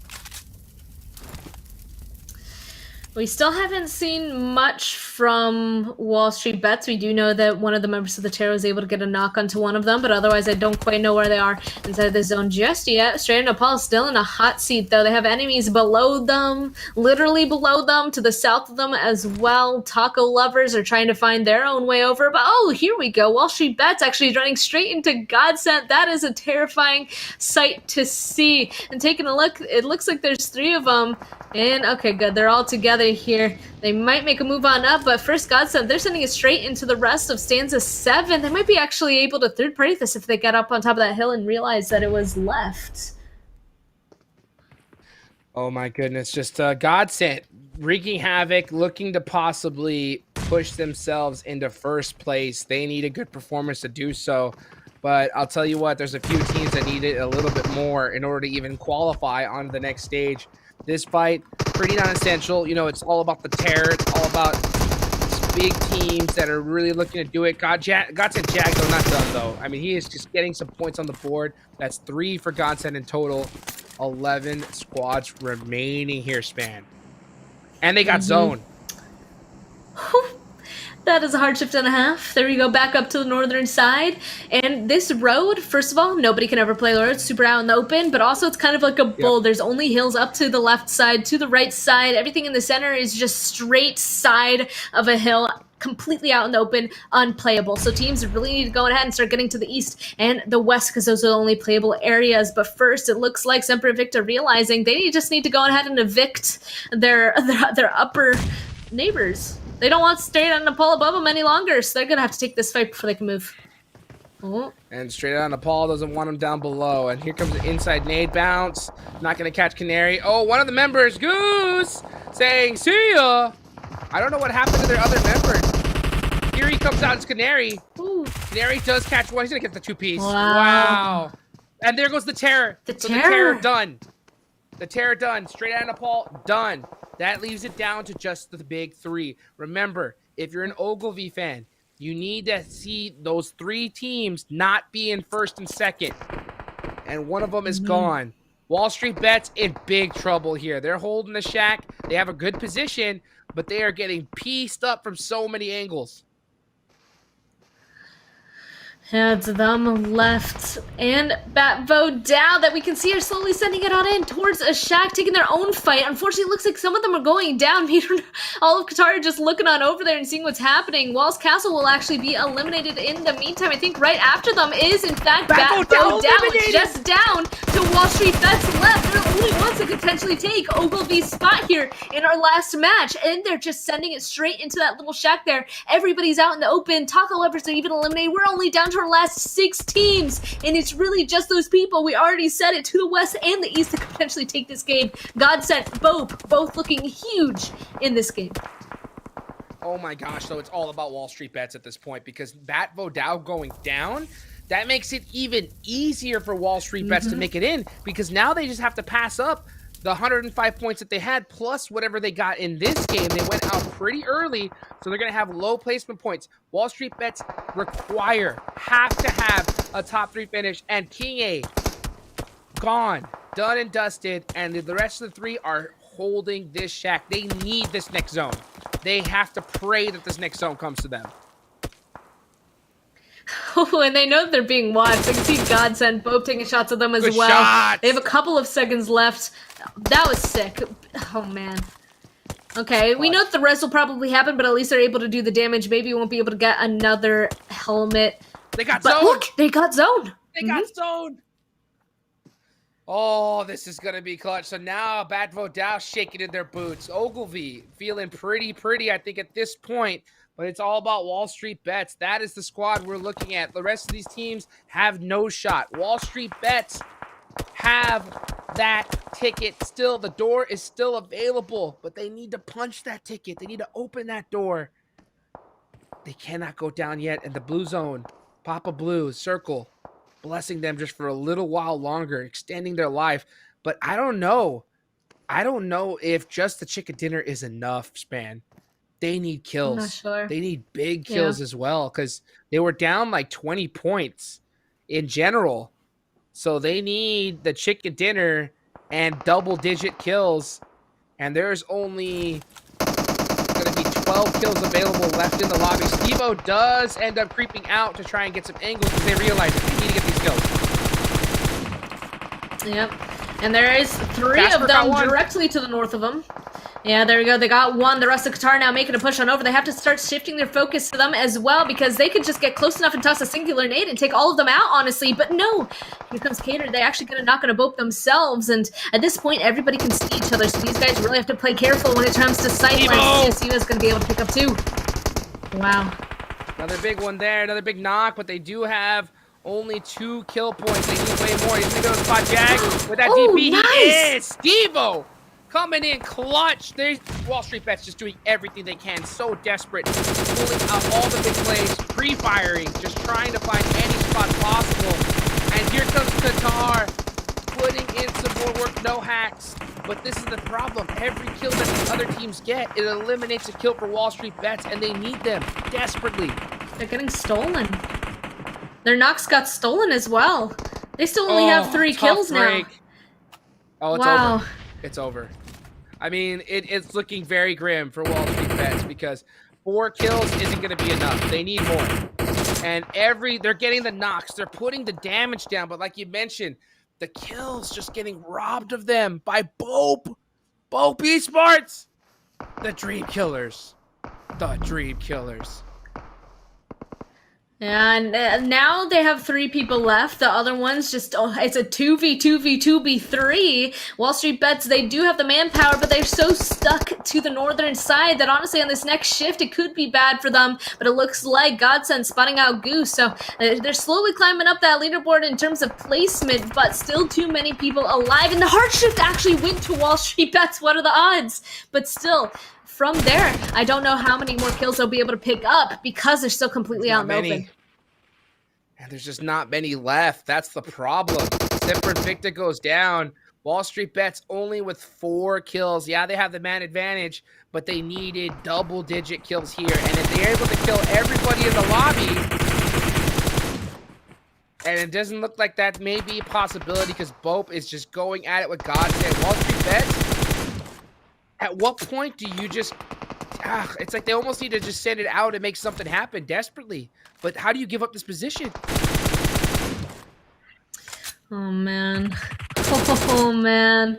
Bope, Godsend also taking some shots towards each other. I mean, that last member up for Bope, Meeb, he might be able to actually ruin this for Wall Street Bets potentially. Wall Street Bets now picking up 5 kills, though. They could get more. Trey, though, down super low. There goes the move from Godsend trying to get inside zone. They found themselves a crate.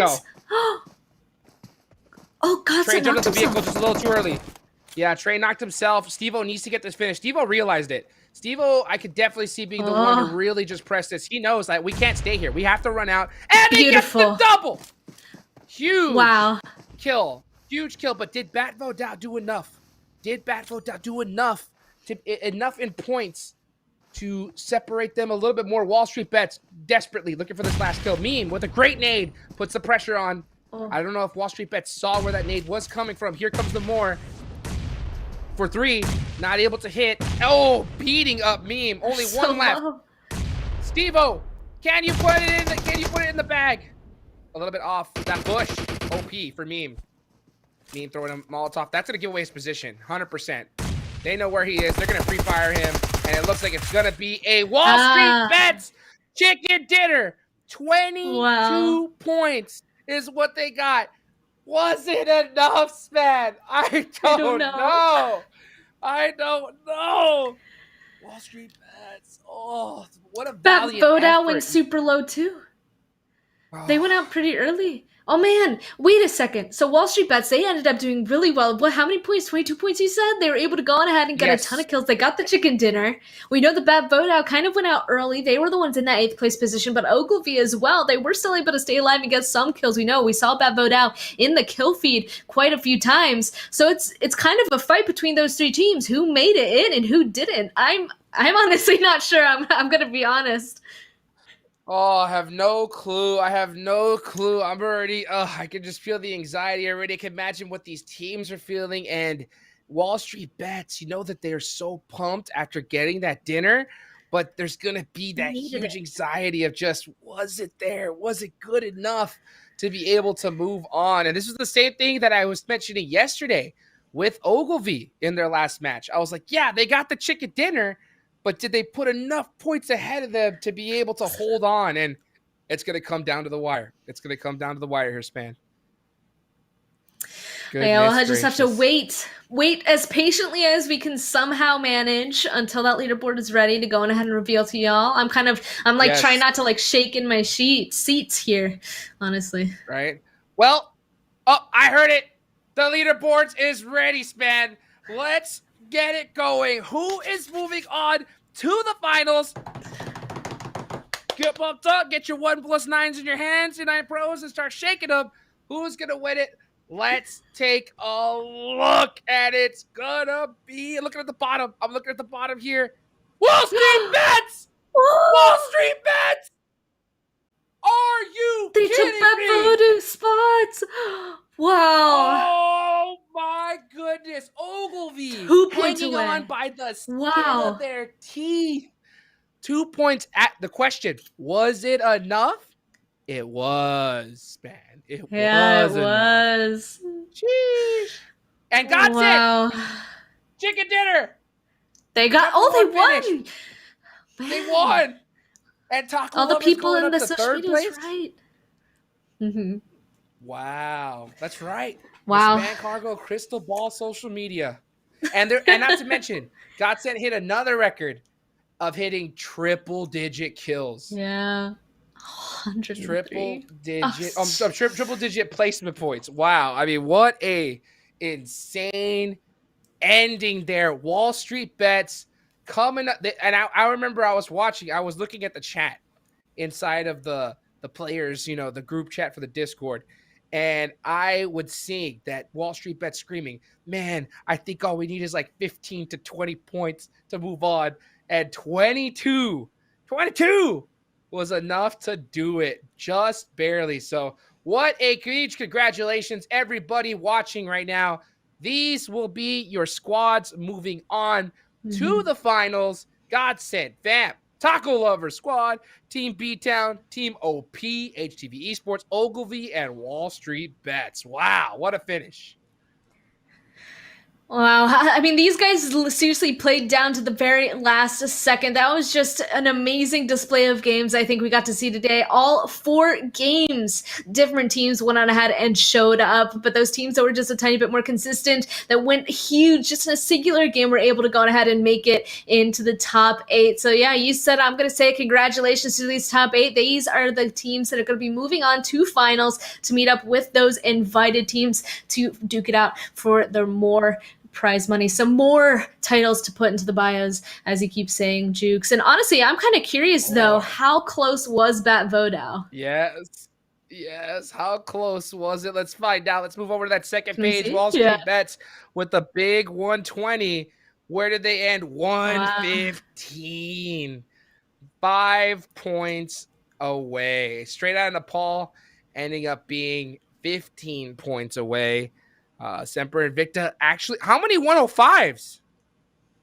Jeez. 4-way tie, 105. Crazy to see. Like it came down to the last game. What a finish. What a way to do it. And honestly, big respect and my biggest condolences to Bad Bodao. They had a great performance in the last game to put them in this position. And you got to give it up for them. Everybody in the chat, cheer for them. This has got to be one of the toughest feelings in all of esports, doing such a great job towards the end, but coming just a little bit short. So give them, guys, all the support. And hopefully this is going to be the team that I know for sure I'm going to be keeping a real close eye on in future PMCO openings.